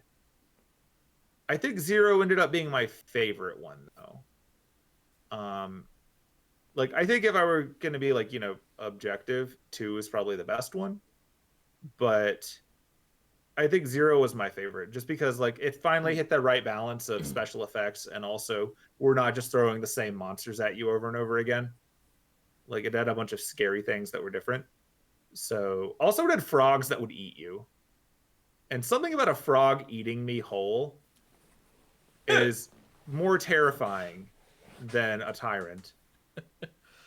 Because like there's this one bit where you're just walking around and there's like some water going by, and you're controlling like Rebecca, and she's all tiny. And if you spend too much time next to the water, a frog just jumps out and eats her, and then it's game over because she's dead. Like there's no quick time event push the button thing. She's just eaten and dead. And so now you're afraid of water. So and it's like, it's the frog from Magic. A bit, yeah. Was that Dominaria? What the hell was the? Yeah, I know who you're talking about. Yeah, it's exactly like that. Saint Seagal said it in chat. Yargle, yeah. It is like Yargle. That's awesome. Yeah, Yargle hops out and just eats her, and then she's dead, and that's it. And you're like, because Resident Evil is still a game where they limit the number of times you can save. So now you're terrified of water for the rest of the game. Because you can't just go saving before you go to the water every time. That's pretty funny. Yeah. Like, I started with 4, because that's where they changed the control scheme to not be ass. Yeah, they've changed the genre. Yeah, and I deeply love 4. I've owned 4 on 3 different platforms. Yeah. Like, I played it on the GameCube first, and then I bought it on the Wii because I thought, I bet the motion control with this will be amazing. And it was. And then I bought it on PC because eventually I'll stream it. But it's one of those games that I love so much that I'm and it's really long and I'm kind of afraid to stream it. Yeah. Know what I mean? Mm-hmm. And then I played 5 with Squanto. Like Squanto and I played 5 via Xbox Live with him in his place and me at my place. And we actually played through the whole game.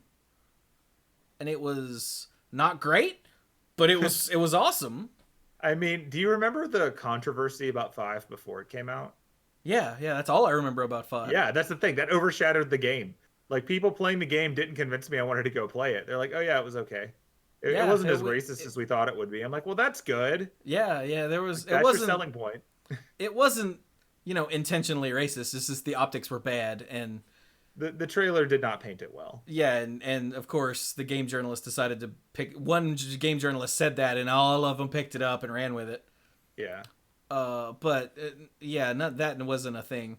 But it just wasn't that great. But I can see playing it one player. I bet people wanted to throw their game system out the window. Yeah. But luckily, me and Squanto played it, so I didn't have that particular stress. Yeah. And then I read the reviews for 6 and said, and never ever touched it.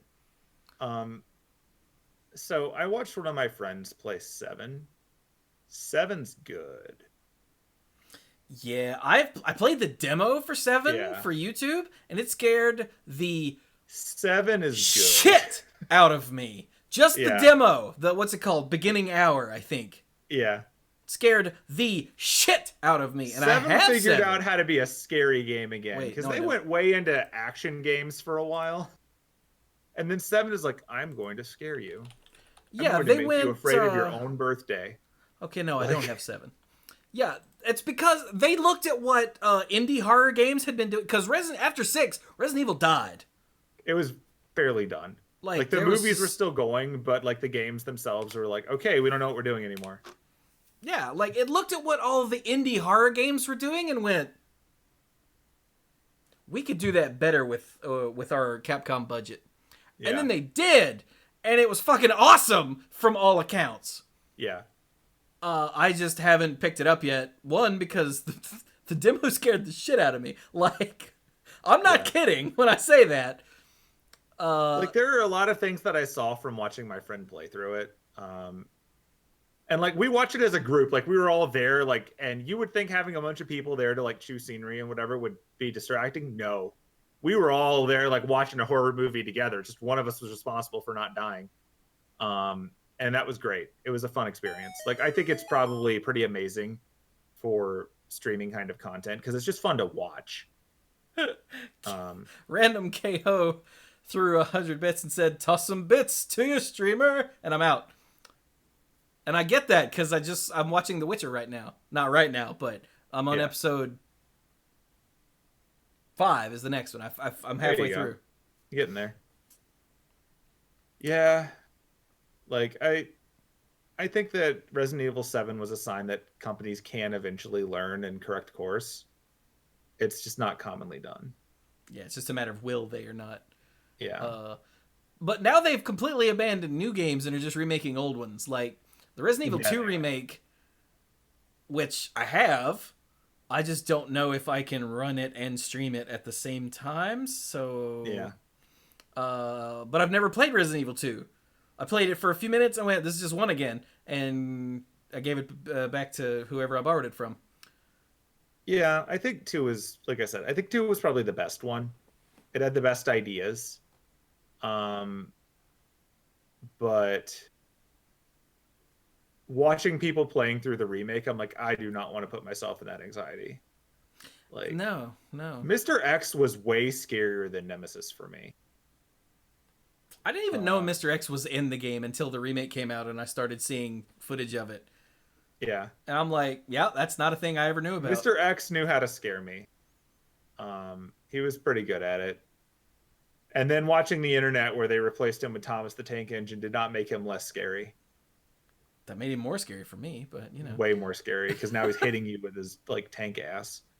And then you go flying into walls and then he chokes you out with his face. Like that's horrifying. No one should see that. Yeah. Yeah. Yes, and that is also a thing. Just replacing his music with X Can Give It To You is also funny, but still terrifying. Oh god, yeah, I've seen videos of that too. That was excellent. Yeah, those are great. The very first Mr. X video I ever saw was with someone one of the British people from like Kane and Rince that I follow on Twitter posted it, and it was the funniest shit I'd ever seen.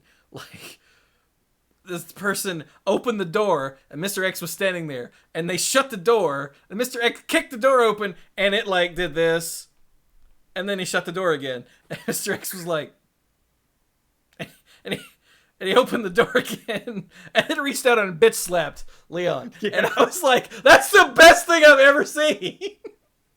Yeah, Mr. X is great.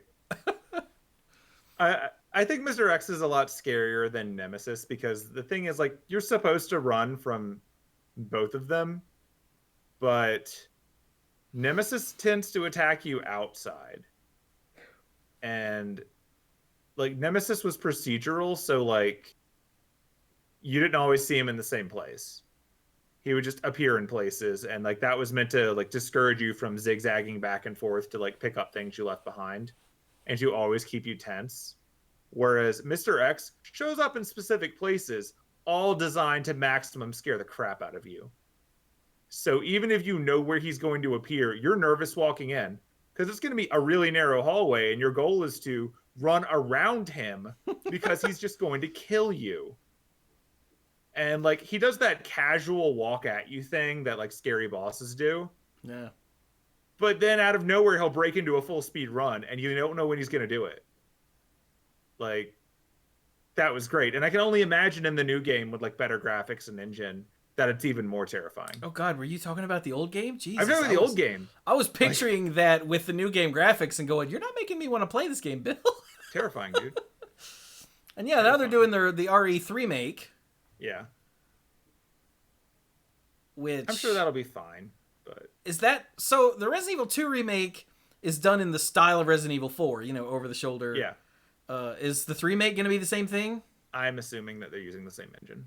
I just haven't paid any attention. I don't know why they wouldn't. Resident Evil 3 is more of an action game than a horror game. So it would make sense to adapt the 4 engine. Okay. Because like Resident Evil 1 is you end up in essentially a haunted house and you have to figure out why and get out. Yeah. Resident Evil 2 is you're in 3 locations over the course of the game. They're all kind of confined, and you have to get to the next place to the best of your ability without, getting killed, but you're generally trapped in places with things trying to kill you.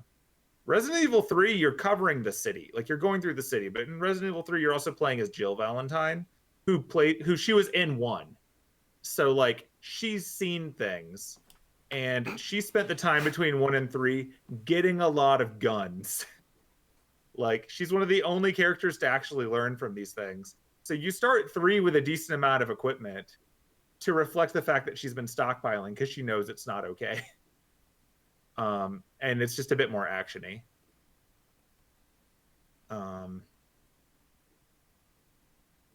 That said, Nemesis also has like a rocket launcher, so like it's not the same kind of scary. It's like, oh no, he shot me and I died. Whereas like Mr. X is like, I beat you with your own limbs. Yeah, he just stalks up to you and rips your head off. Like, which one's scarier?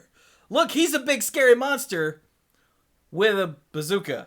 Well, I mean, that could be me, who's not scary, I would also with a bazooka. be afraid if Chewie decided to shoot a bazooka at me. Like, that's not Chewie that's scaring me. Exactly, yeah. Whereas Mr. X is just a big scary thing in a hat and a trench coat. Yep. Like the fedora and the trench He's coat. He's like undercover Raphael killer. from the first Ninja Turtles movie. Damn. I lost a sign. I could get it back. Yeah. Man, that scarred my mind when Raphael first went, damn. I was like, what? And then a minute later, he's like, damn. And I'm like, and then later he's like, damn. And I'm like, what? Yeah. He earned that PG. Yeah. Yeah. I don't know. Like, the Resident Evil games are fun. I just didn't play them when they became a little more action oriented. Like, I liked the miserable controls, I think because they kept anxiety high. Oh, I'm sure, yeah. Like, and that was one of the goals, is to make it to where moving forward caused you to go, huh, You were very cautious entering rooms because you didn't know where you were in the room until you started moving most of the time. Or what else was in there with you. Or what was in there with you. And also, starting with the remakes, like the GameCube remakes, not the most current one. In the GameCube remake of 1, when you kill zombies, they don't stay down. Yeah. So, like, you have to burn the bodies. And if you don't burn the body, then there's a random chance every time you enter a screen with the still there corpse that it will get up and run at you super fast. Yeah, it'll be a crimson something. Crimson head. Yeah. Yeah. It's terrifying. Absolutely terrifying. Which I did rent the remake of 1 on the GameCube, because you used to be able to rent games from places, you see. It's weird. And I think the bias from the original got to me, because I was just like, I took it back. Though I will give Resident Evil 1 credit for the fact that nearly every boss fight is optional. Really? Nearly. There were ways to get around some of them if you were properly prepared. Like, you can go through the crazy, like, dungeon solving puzzle thing to avoid fighting the giant plant monster. Or you could just fight it. And, like, you're kind of making the judgment call of, is it safer to try to do all of that? And use whatever resources are going to go into it? Or to just fight it and hope it doesn't kill you? And, like, that was a choice. Which was neat. A lot of the bosses you could run away from. Which was also nice. But there were generally consequences for doing that too. Did not know any of this. Yeah. Resident Evil also teaches you to respect the Magnum. Like, you got a rocket launcher, but the Magnum, that's what you shoot things with. That's how you kill something. Man, I never did go back through Resident Evil 4, because every time I only ever played it, I think, once on each platform. So I never went back through and got, like, the big, awesome, bonus guns. Yeah. Which kind of makes me sad. I didn't replay any of them. I played them all once, and I enjoyed my playthrough, and that was it. Whereas I had my friend who was, like, super hardcore. He's like, no, I'm going to beat it with just a knife. And I'm like, okay. You enjoy that. Did he unlock Tofu? He did. Yeah, Is that how he you did unlock unlock tofu? tofu. I don't remember how you unlock tofu. Um, I don't remember how you unlock tofu, but It, tofu it was doesn't matter. obviously the ultimate challenge. Yeah, For those that don't know, that's not a character's nickname. It's actually a giant block of tofu. yeah, like with a knife or something, right? Yeah, it's like he's got a knife and like some HP or whatever, but like not a Yeah. lot. Like he's squishy enough. Um, but yeah, another neat thing with Resident Evil 2 was that you play through it as two different characters, and whatever equipment you grab in your first playthrough is not there in the second one because they're synced up story. Oh, you're talking about if you do the other character. When you play, yeah, because they have a different story. Like Yeah. one of you gets out through a certain path, and then that's not there for the other one, so you go on an entirely different thing. Oh. And you kind of have to choose I'll how be right back many of again. your resources you want to use You, because you the keep second going. one's harder. And then Chewie ran away. Um, but yeah, like that's Resident Evil. Resident Evil's fun. Still got a few more game things over here. Here's a question: did anyone in the chat play through the Star Ocean franchise? Because this is Second Story, which is the only one that I played. But um, I enjoyed Star Ocean. Star Ocean was a difficult and at times unforgiving game, but I really liked it. That was a PlayStation era RPG. The battle system was a little weird because you're running around, but you only have small amount of control over how that works. You usually just pick your melee character and control them. But I like it because it was sci-fi and fantasy at the same time, and that's just a thing that usually clicks for me when it comes to RPGs. So, like a lot of the characters were like kind of douchey, but overall the game was still fun. Yep, two had Ashton, who was the unluckiest character, and he gets possessed by dragons at the very beginning, and so he has two dragons sticking out of his shoulders, who he eventually like they have names and nonsense ensues. Dude, Yeah. I think I'm pregnant. Which, Congrats. given social distancing, that's a thing. Yeah. Sorry, what I miss? I was just talking about Star Ocean for a minute since it was another game I had over here. Star Ocean is one of those games that I thought was neat, but it had way more mechanics than it needed in it, and most of them were optional. So like you could just play through the game like normal, or you could invest in character skills that let them like cook or play music or whatever because JRPG. And it was weird. It also had a mechanic where you could equip these gloves that let you steal from people in town, which, before we were gung ho with Elder Scroll games was a bit more impressive at the time. But specifically, there was this one person who, in like the second town, you could steal a box from them, and the box has three random items.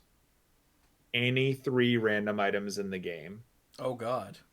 So if you want an easy mode, but you're willing to waste a lot of time, you could steal the box from them, go to a save point, save, then open the box, and then restart and repeat until you got some in-game equipment. Because getting like a disc 2 sword and disc 1, pretty sweet for making the game go faster. I bet. Yeah. And it also had one of my favorite concepts of a weapon that doesn't make any sense. And so at the end of the game, you get antimatter weapons because it's sci-fi and fantasy. Okay. So the main male character gets an antimatter sword that's effectively a lightsaber. Like whatever he swings it at gets like fried, right? Cool. Okay. The lead female character gets antimatter brass knuckles. Like you do. Yeah. And so your healer runs up and punches people into non existence. And That's amazing. That just entertained me fundamentally. Makes no sense, and I love it. It's got that appropriate level of JRPG weirdness.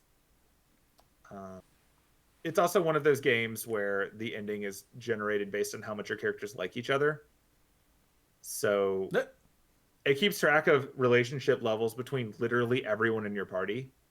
Huh. So dialogue choices that you make affect how people like your main character, like whoever is picked as the main character. But for the rest of them, it's how often do they heal each other in battle? How often do they fight together? How often do they accidentally hit each other with friendly fire? And Huh. so you get to the end sequence, like you finished it, you beat the game, whatever, and like it runs through what each character does in their epilogue. And like if you've got two characters of like the appropriate orientations and genders, they will totally like get together in the epilogue, assuming they like healed each other and worked well together. They just turn that into a romantic thing. Huh. Um, whereas if they don't ever interact, you get a whole bunch of solo like lives on their own now kinds of things. And I didn't know that while I was playing it. So like I had my main party because like they're the ones that I used all the time and it worked really well for me. Um, and so I had my main character do like my two main characters had their like big plot ending, whatever. They got together, of course they did, because they're always in the party together. And my two secondary characters ended up together, like my spellcaster and my like secondary mage or whatever got together. And then I have like these 9 other people that all went off to live on their own because I never used them. And I'm like, well, that's an epilogue. That'll teach you to be antisocial by hanging out not in the party. Um, yeah. But yeah, I guess since I'm grabbing stuff, I'm gonna go ahead and go over like my favorite video game ever. And it is not the best video game ever, but it is my favorite video game ever. And it is definitely this one. Ah. This is the most me game to exist. Um, I love me some Xenogears. I will love Xenogears forever. I love Xenogears so much that I bought the art book that explained all of the stuff that got cut from the game because they ran out of time to put it in. And when I was in Japan last year, I got this Blu-ray concert that they did for the music as the 20th anniversary. And I Ooh. bought it without a second's notice. And in response to the chat asking if I acknowledge Xenosaga, I pre-ordered that one too. And even have the movie that came with it, with all of the footage from the first game, so that I could rewatch that whenever I didn't want to play the first game. I like Xenosaga. It's not as good as Xenogears, but I did enjoy it. It is it's definitely the DVD series with the most complicated menu of all times. Xenosaga is really long cutscenes, really long sci-fi story, big sci-fi epic that was meant to be 6 games long, and they've realized after the second one didn't sell well that they were making one more. So yeah, like the first game did really well. It was popular, it was successful, the graphics were great, people liked it. The second game, essentially requiring that you play the first game to understand what the hell's going on, really pigeonholed it at a point in time when not everyone did that. So it didn't sell as well. So they scrapped the 4th game entirely. And they scrapped the 5th game entirely. Well, no, one of them they converted into a mobile game that only Japan got that no one cared about. They scrapped the other one. And so when you start playing Xenosaga 3, you're thrown in the middle of something and you have no context of what's going on. And then you open the menu, and you know how games have those in-game encyclopedias every once in a while? You Yeah. read the entire plot of the game you didn't get. They just dumped it in there. It's like reading a really in-depth Wikipedia walkthrough of an entire game you didn't play, so that you can understand how we got the current status quo and what happened and what's going on. And so like game 1 and game 2, full CGI cutscenes. You could watch these things like movies, lots of animation, crazy, fully voiced everything. when you get to 3 and they don't have that kind of money anymore, it feels a lot more like an old RPG because you got the word bubbles back. They're not fully animating things if they're not critical. And you just rocking your way through it, just like it's a suspiciously backwards progression of technology. But Hmm. I liked the Xenosaga games. I thought they were great. Um, Xenosaga 2, I feel like they overcomplicated combat, and as a result, combat could sometimes, like random battles, could take 10 to 20 minutes because it was that complicated, which was a point against it. But the story was great. I loved the story. Um, Also, American censorship made some scenes amazing because they censored the crap out of that game in its American release. Like there were so many cutscenes that were censored for violence or other content, but the most notable thing was that by the third game, there's a scene where one of the characters, like, it's a small child, and their parents were just murdered. And so in the Japanese game, this child is freaking out, like walking out on like mom and dad dead on the floor, killed by monsters, and trying to put the blood back in them because she doesn't understand what's going on. She's trying to put the blood back in, right? Well, Well, they because you took need the that on the blood out for inside. the American release. So it looks like she's patty caking on her dead parents because her hands are doing the same gesture, but there's nothing there. She's just like patting them on the tummy, like, "Mom, are you okay?" Pat, pat, pat, pat, pat, pat, pat, pat, pat. And it completely kills the moment in America. Baker's man. Yeah, it's just like, I don't understand. Why aren't you getting up, mommy? Pat, pat, pat, pat, pat, pat, pat. Oh, that's great. uh, but yeah, like I love me the Xenosaga games. Xenogears though is my favorite. It's got the giant robots that I like. I love the setting. It's got the right amount of edgy teenage, anti-authority stuff that I loved at the time. Um, the world got more complex every time I replayed it because there were so many details that were seeded in at the very beginning and you don't remember by the end. But then when you get to the end and you know these things, you see them all throughout, and it's great. Um, Hmm. like I think that Xenogears is a game that, like, I got my college roommate to play it at one point because he wanted to try it out, and it's What a little animal? hard at the beginning, because you get your giant robots and you can't heal them. You have to go to towns where they have engineers, and you have to pay them money to refuel them and to repair the damage. And you can't level them up because they're just equipment. So you have very locked in difficulty for dungeons.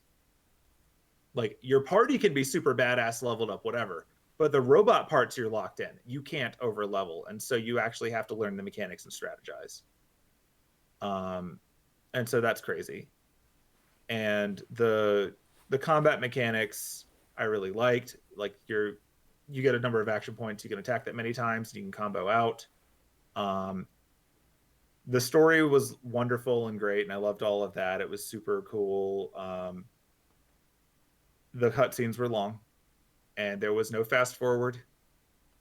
And you could tell that the team that worked on Xenogears was also involved in making Chrono Cross because they took some aspects of the combat system, but they added the fast forward button because that was obviously a problem. I remember there was this one boss sequence that I played 20 times. So I had to sit through the 4-minute cutscene 20 times. There was no auto scroll, there was no fast forward. So like I knew word for word that cutscene by the end of it. Um, and like it's a robot battle. I can't go over level. Um, but it's great. And if you're stuck inside with nothing to do, see if any of the various digital game access things gets access to, like Xenogears. Go back and play Mario RPG if you have it. That's a quick, fun one. Um, all the games we've really talked about are good options. I think you can get most of them through something now. Um, if you just want to experience going outside without going outside, just play Earthbound. Yeah. And yeah, to acknowledge like some chat stuff. The save points are a real doozy once you've played through the game once and then you see the save points again. That's fun. Um, I won't explain why. It's just a neat thing in the game. Um, it's definitely true that one of the party members, um, due to the way the game mechanics work, is more powerful without his robot, which is kind of amazing. Because, like I said, your party members can scale up, your robots can't. So, with the right equipment combination, one of your party members can just run up and take down robot sized enemies all by himself. And it's really cool. But if he ever gets attacked, he just dies because you're not in a robot. Um, yeah. I just So want to play Gears is fun. Skyrim. Huh? I just want to play Skyrim. That's fair. That's why on Sunday I did a 6-hour stream of just playing Skyrim. Because I respect that. I just wanted to play Skyrim. That's totally valid, dude. I don't play Elder Scroll games because I would do everything. And that's I like, can't. that's one of those things that's almost impossible in Yeah, I know. an Elder Scrolls game. Like, a thing that bugs me is a giant game. Like, okay, I never played Fallout New Vegas. Yeah. Because Fallout New Vegas, you can't do everything, because when you do some of this stuff, it locks off all of this stuff. So you have, if you want to do everything, you have to play the game multiple times. Right. But not like with different characters or whatnot. You just have to play the game again. And that bugged me, because in Fallout 3, you could just do pretty much everything. Yeah. Like, I'm especially not a big if you fan knew of having to play a game multiple times. I get it. Like, I understand. But... Like, I'm cool with having to play a game multiple times. Like Resident Evil, you know, the Resident Evil 1 and 2, each one has, you know, the two different characters with two different stories. Mm-hmm. But this is the same game, and it's ginormous. Yeah.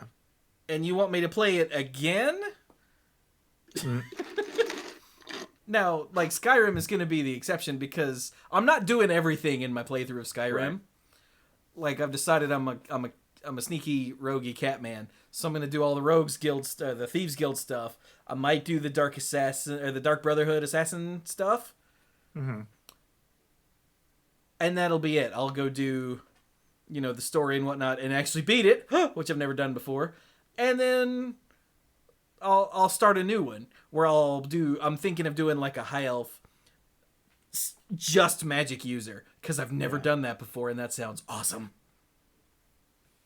It also sounds hard as hell, but you know, that's fine. So yeah. And I'll do like the college, the Mage Guild stuff, and whatever other stuff I missed, and actually have a different experience with my second character in more than just, you know, minute to minute gameplay and like full what I'm doing. That way I won't drop 200 hours into it and still not beat it. Right. Like I did on the 360. For me, it's usually a case of, I like to do, like, if you put a thing in my quest journal, I'm going to do it. Yeah. When I get a choice of something that like locks out something else, that actually works a little better for me, because that means I don't feel like I have to go back and do the other one. Like, I like playing through Bioware games because I make choices and some things do lock out other things. Yeah. And I'm fine with that. Because I'm not going to play these games more than once. I have too many games in my to-do list to replay one now. But in general, I don't like it when I get the feeling that they made 3 games and I'm only going to play one of them because so much of it is locked off behind conflicting options. I want to feel like I played through at least 70% of the game in one playthrough, and then like if I want to replay, I have a bunch of options. I see that.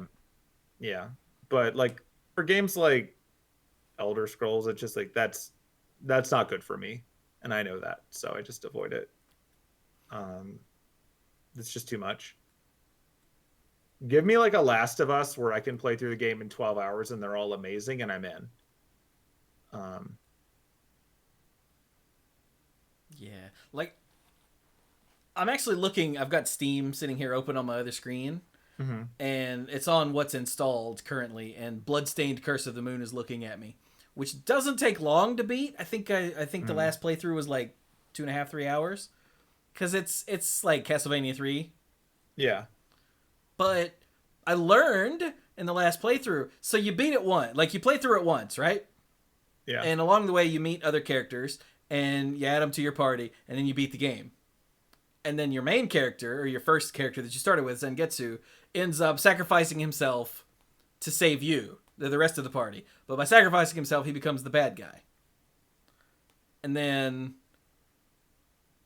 it unlocks Nightmare Mode. Nightmare Mode is when you play through as those three characters to go save Zangetsu.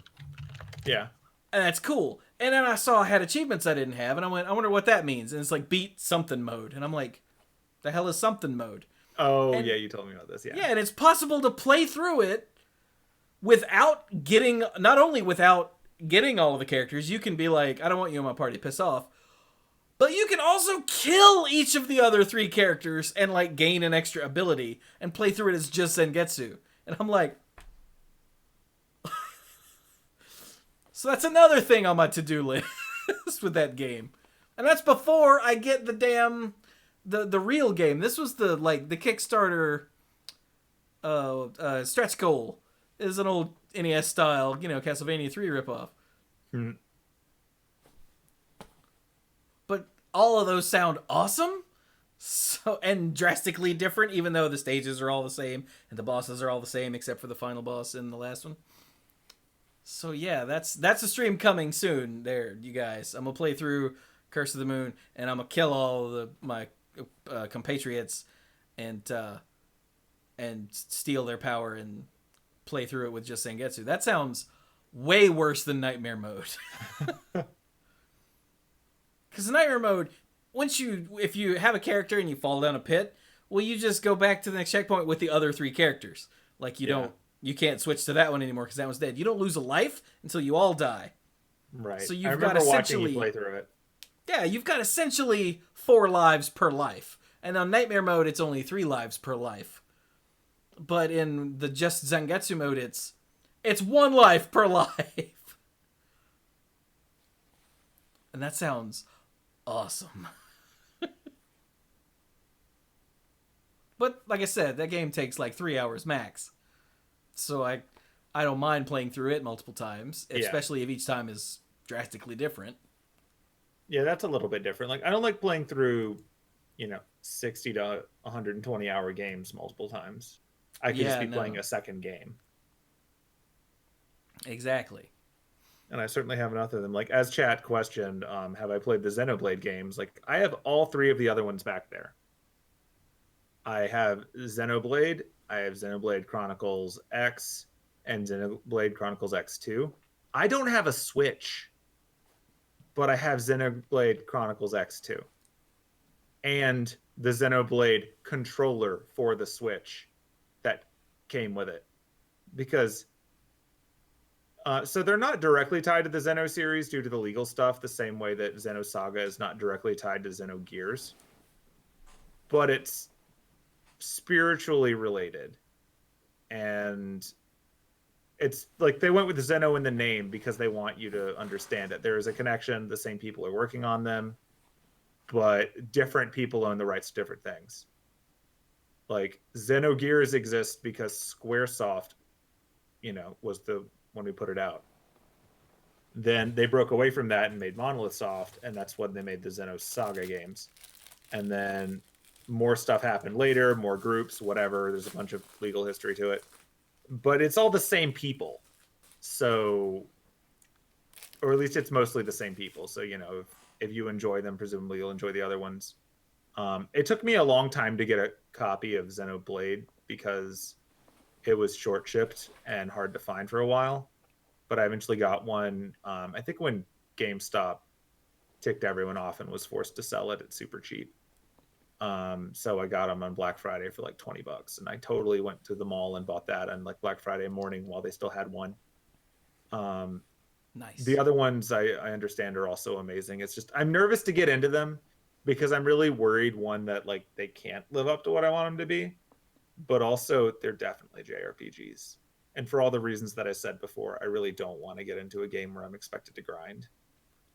I'm nervous about that because I haven't played one of those in a while. Like I didn't have to grind in Final Fantasy 15 because one, it was next to impossible to die in Final Fantasy 15, and two, the game has enough quests and other nonsense going on all the time anyway that you just will stay leveled up. But all of the Xeno games expected some amount of leveling on the side, and I'm worried that they carried that over to modern because I really don't want to actually grind. He's right. I gave him $50 for a lap dance. It was pitiful. Yeah, it was terrible, dude. Like it was the worst $50 I ever earned, but I earned it. No, you didn't. You didn't want to grind. I got it. I earned it. It's because you made me pay up front, you dick. What did you learn? Yeah, I learned. You're welcome.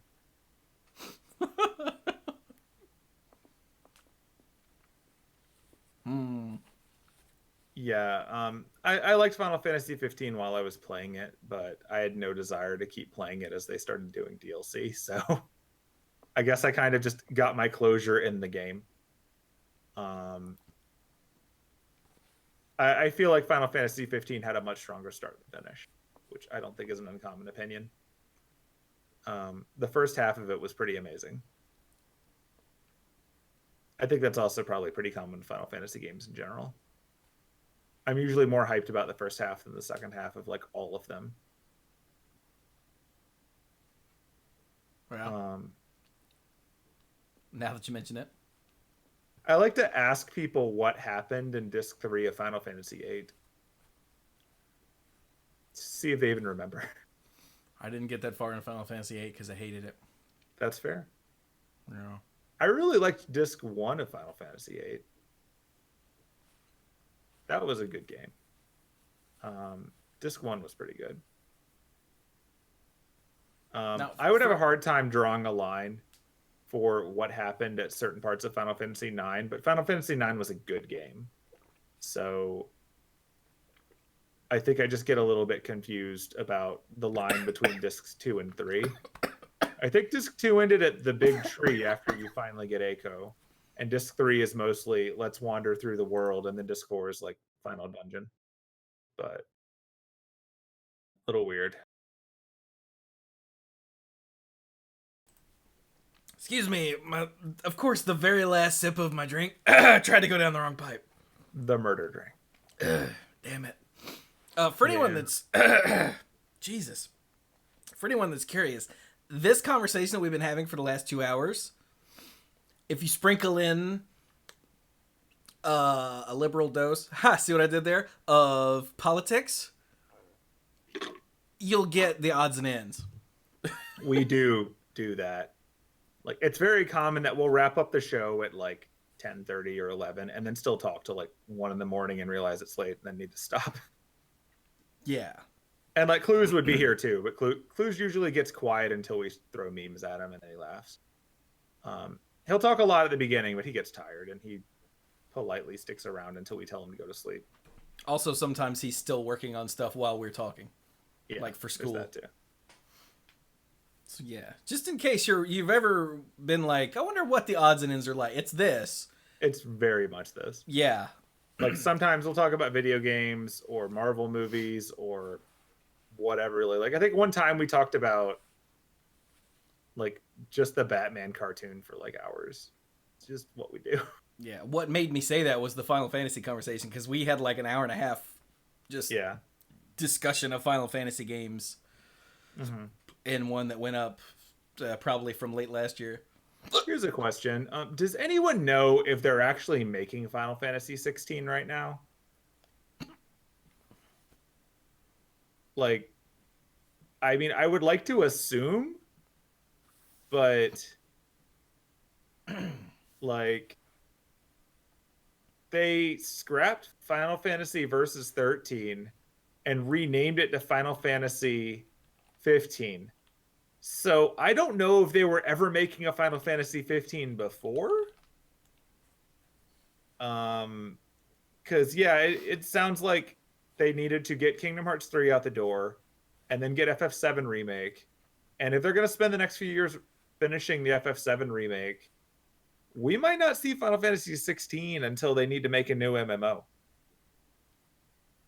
Um, I I don't know. Like I've heard nothing because like 15 as versus 13 was in the works for like a decade. So we knew they were working on it. Like they kept showing us stuff that then didn't make it in the final game. But like they were throwing it out there, so we knew that there was some plan. But I've heard nothing whatsoever about a 16. Like and they scrapped the last DLC for 15. So they're not working on that anymore.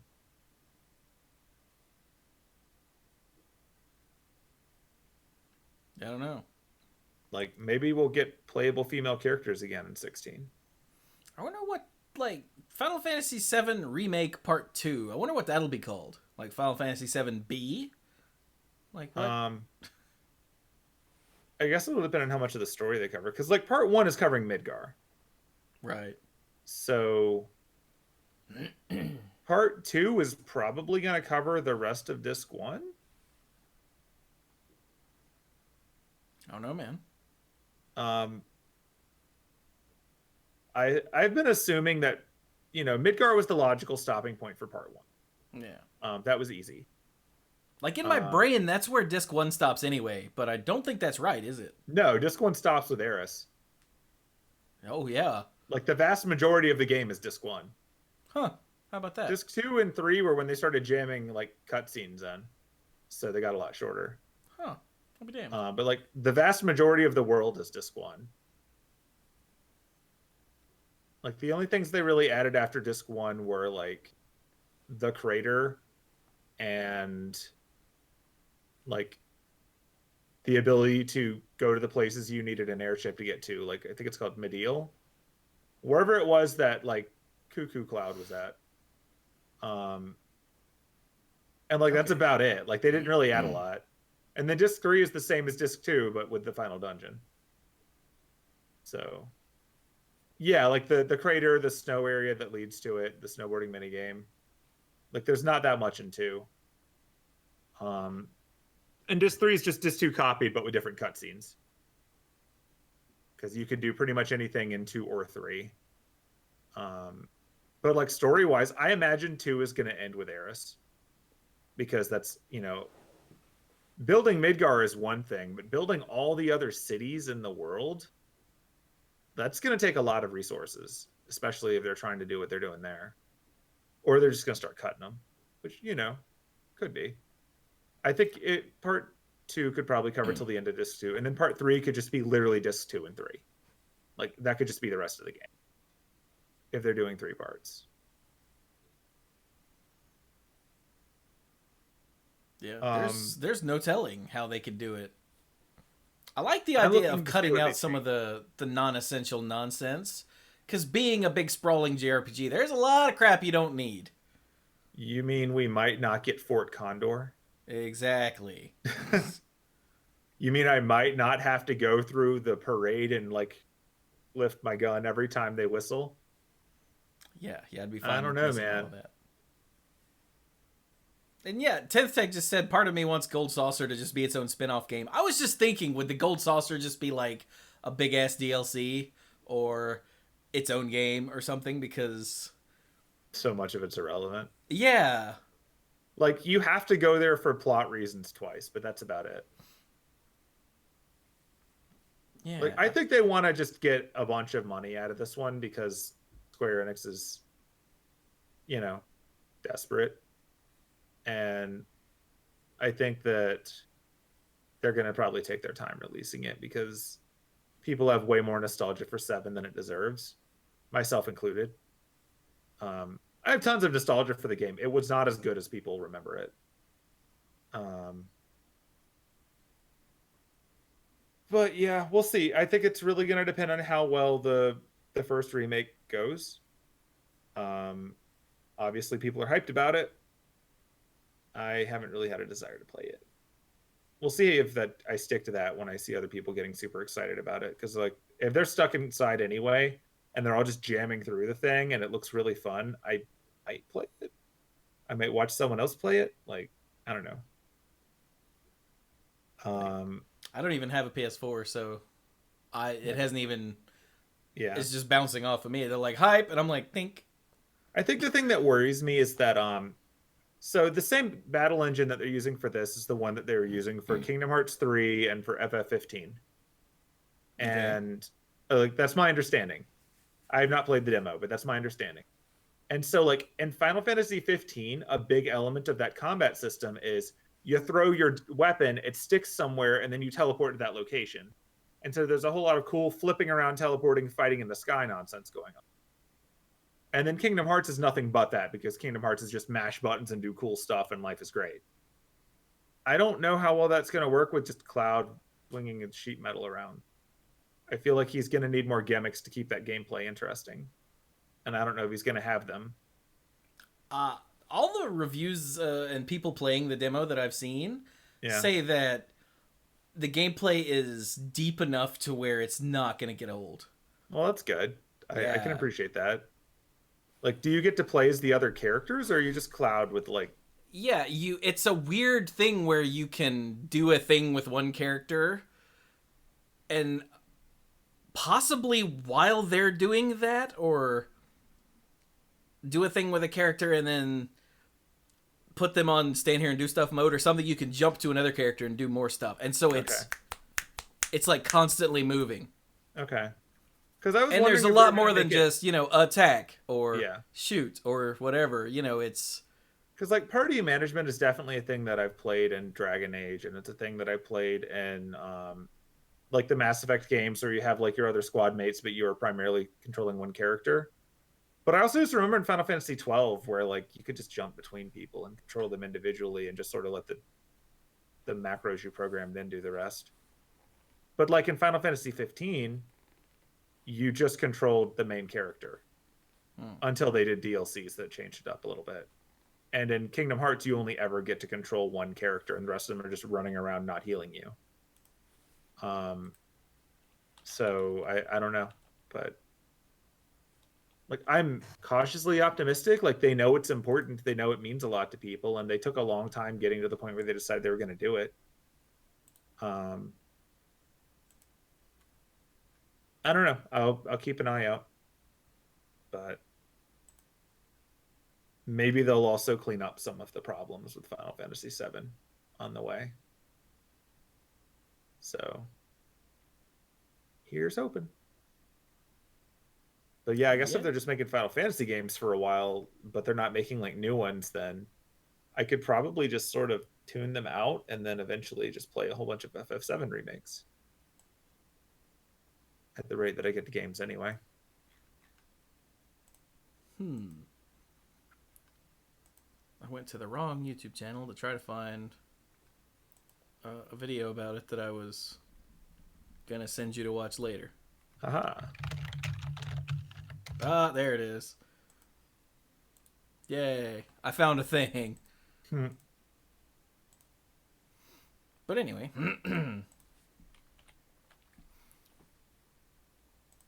All right.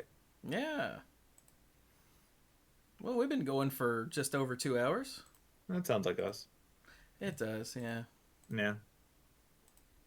I guess that was us wandering through video game history, as we are wont to do. As we are wont to do. This has been fun, though. Yeah. It's nice to have an odds and ends with chat handy to talk about, to like give us feedback. It's true. Yeah. Yeah. But I'm guessing we should probably... Yeah, it's kind of late. And yeah, it's 11 o'clock already. work will exist tomorrow. Yeah, for some of you. True. I mean, what? I mean, I have to work tomorrow and you have to work tomorrow, so yeah. Yeah. Your boss knows where you live. Yeah, he lives with me. He's a dick. Oh, man. Have you tried sleeping with him? Every night. Some nights, we don't sleep, if you know what I mean. I hope not. And that means just laying there being miserable. I really hope at least one person who's wandered in here doesn't realize you work for yourself. Right? That's like... Considering we had some like new people poke in at times, like I'm really hoping. It's like when Fan Says used to hop in the chat, and when I would be complaining about my boss, he'd be like, "Yeah, my boss is a freaking slave driver, dude. I hate that guy." I'm like, don't you? He's like, "Yep." I'm like, okay. Yeah. I tried to butter up my boss by paying Squee for a lap dance. For a bad lap dance. It worked out for me. I got $50. I would say something, but it's very political, and I don't want to do that on the actual stream. Oh, that's fair. If you guys were entertained by us rambling on for a while like this is what the odds and ends are for the most part. Yeah. There's no guarantee of what the topic will be. I think at one point we just spent like an hour talking about the Street Fighter movie, so take that as you will. I think we did. Yeah, that sounds familiar. Yeah. So, who knows? Consider that a preview. Yeah. Everybody, like, stay inside. Observe proper social distance. Wash your hands. Listen to what, intelligent people are saying and informed people are saying and people who actually understand medicine are saying, because they probably know better than person on Facebook who's pretty sure that there's a conspiracy. So stay safe, stay alive. Yeah. Have you heard there was a random little mini conspiracy going around that even Mike, God bless him, got sucked into? Yeah. That perhaps the coronavirus has been around and running around this country longer than we thought. Because you remember a couple months before this plague happened, everyone got sick. Mike was like, even you got sick, and I don't ever get sick. He's like, and then it all just went away. I'm like, this is not the kind of disease that just goes away, Mike. Yeah, it's not really how science do. I was like, do not listen to people on Facebook. I've heard a bunch of conspiracy theory things pop up around this, and I'm just like, people invent conspiracy theories when they need to have some control or understanding of a situation, when the sad truth is, this is a sucky situation that we're in that's going to last a while. There's not really a trick to it. There's not really an understanding of it. It's just, here we are. This is what's going on. Yeah. And anyone that calls it the Chinese virus, you should not listen to. Yeah, they're not good. Yeah. Anyone. Yeah. Anyone. So yeah. But yeah, stay inside. So quick story. This is my my new when I get back from door dashing regimen. Yeah.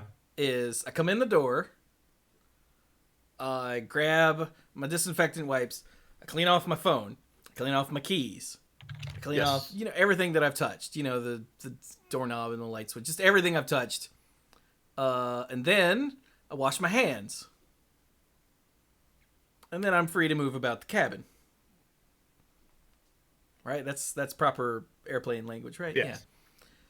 But today, I actually ended my dash shift 15 minutes early because I really had to pee.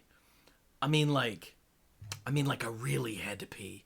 I really had to pee. So I ended it early so I could come home and pee before it got real bad. And I came in and I shut the door and I locked it and I ran to the bathroom and I went, shit. And I came back and I grabbed my thing. My wipe, my hands, and the phone, and the keys, and everything else that I touched.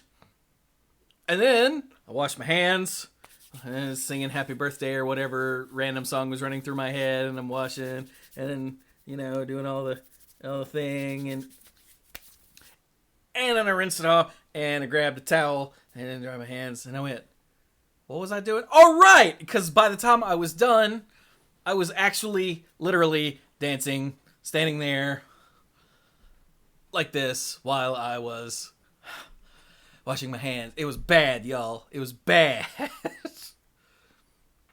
But you have to do it. Otherwise, you have to go behind and wipe everything that you touched after you peed. And then you have to take a shower because you touched your and your hands weren't clean. And yeah, this is my life now. Did it take more than 20 seconds? No, it took like 40 minutes because at least that's what it felt like because I had to pee so bad. I remember to disinfect the wipes container. Yeah. Because like, all I do is touch the top of it and pull one out. So then I wipe right there. Like, yeah, the wonders of needing to pee. Like, you think the end of Return of the King had a lot of endings? It had at least 3 more fade to whites than you remember if you had to pee at the time.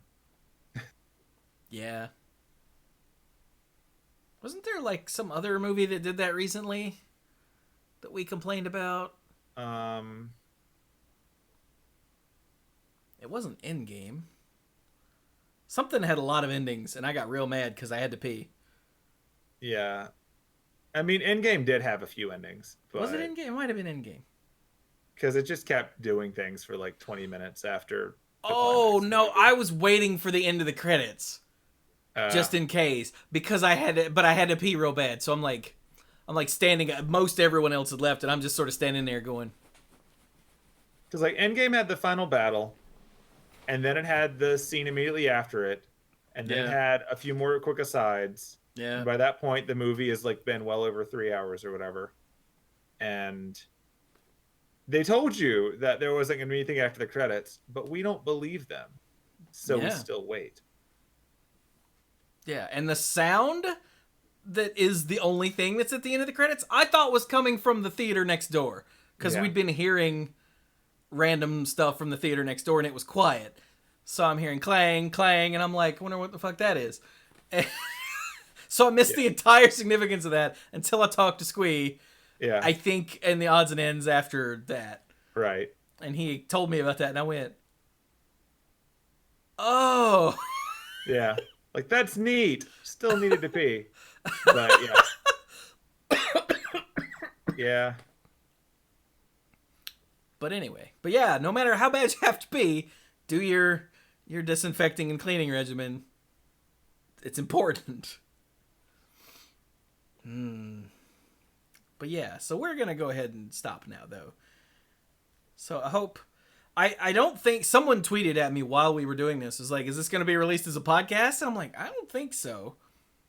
But I'm probably, almost certainly going to put it up on YouTube as just a thing for people to watch. Like an example. Yeah. Maybe. Yeah, that's fair. Because it's still a good thing that we, good discussions and whatnot. And it's just, hey, Chewie and Squee talk about shit for 2.5 hours. Yes. Like, you could throw this up there in the examples of what odds and ends are like, and that's fine. That's also in terms of, like, actual Magic news, like, everything is played from home now. Yeah, Magic is canceled. Website. That's all you really need to know. That was not an episode of Plot. A Chewie vlog? No, this isn't a Chewie vlog. This is like a podcast about not Magic. Yeah. This is a gathering. Yeah. Wow, I was going to say you're the only person I've talked to today, but that's not true. I got new neighbors. Ooh, did you kill the old ones? No, not upstairs. It's the two that lived over there in that direction. I'm pointing towards the wall that they're on the other side of. They picked an interesting time to move. Yeah, like I kept hearing strange noises outside after I got back from my dash shift, but before I went back out to get food. Yeah. And I'm like, what is that? And I open the door and there's a moving van. And I'm like, oh. And a dude comes out of the building, the apartment next door with a big empty cardboard box. And I'm like, yo, dude, are you my new neighbor? He's like, what? No. We're just moving stuff in. And he walks off. And I'm like, okay. Like, who? Movers are still working? That seems weird.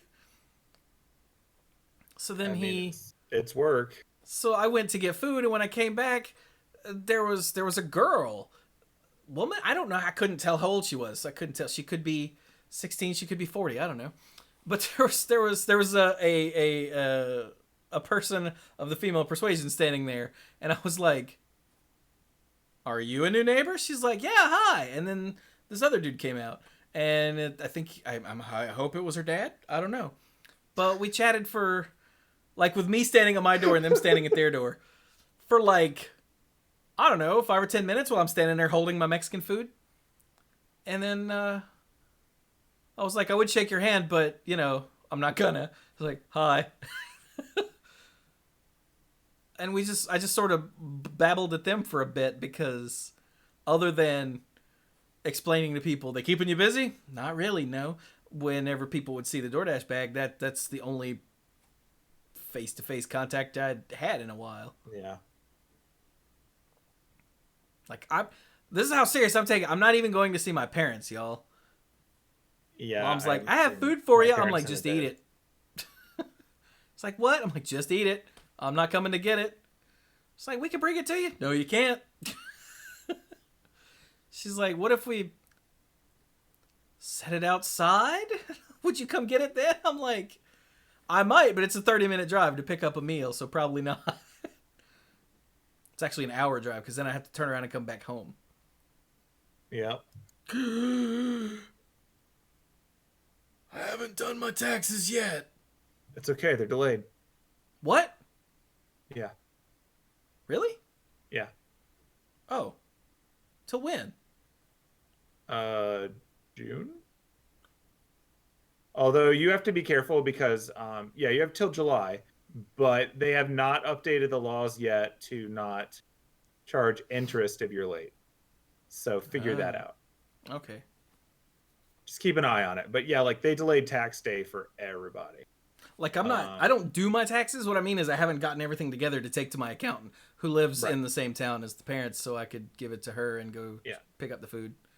Is when that popped into my head. They delayed it till July, but they did not put in the provision that prevents you from accruing interest for not paying it by April or whatever. So just keep an eye out.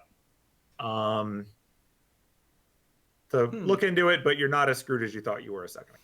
I mean, I'm not screwed because I could probably get it all together and just drop it. The last 2 times I've taken it to her, the last 2 years, I haven't sat down with her. It's been like once it was here, she's like, thanks, I gotta go. And then the next time was, hey, this is for such and such. And she's like, okay, I'll get it to her. Yeah. So it's not like I need to have a sit down face to face with her, although she wants to, and she wants me to bring mom because she used to work with mom and she misses her. And I'm like, I'm not doing any of that. But I'd completely forgotten about taxes. Right now. Them's the rules. Yeah, but I'd completely forgotten about taxes until right now. Time is weird right now. Time is weird right now. Yeah. Okay. I gotta pick a day and just do that. Okay, no problem. Right. See.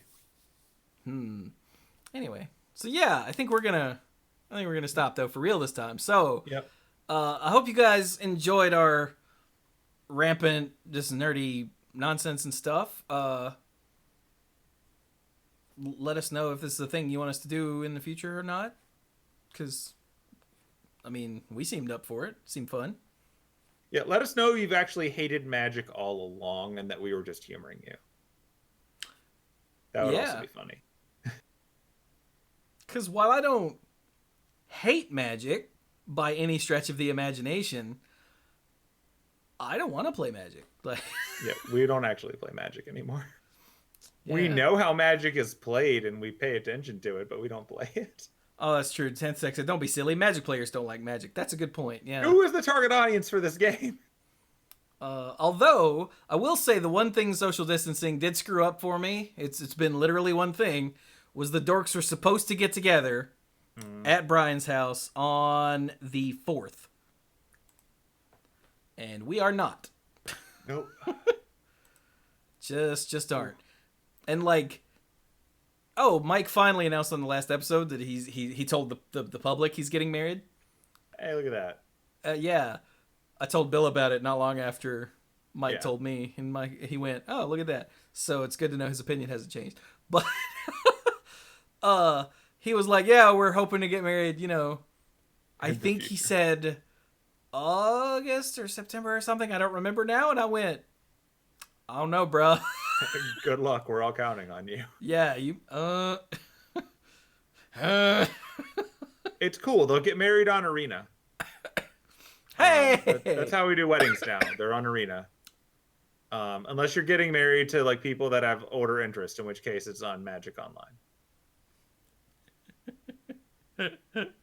Just Discord everybody in. I wonder if my friend Amanda was gonna take her daughter down to an aquarium for her birthday in like the middle end of April. I wonder if she's gotten any money back for that she can get.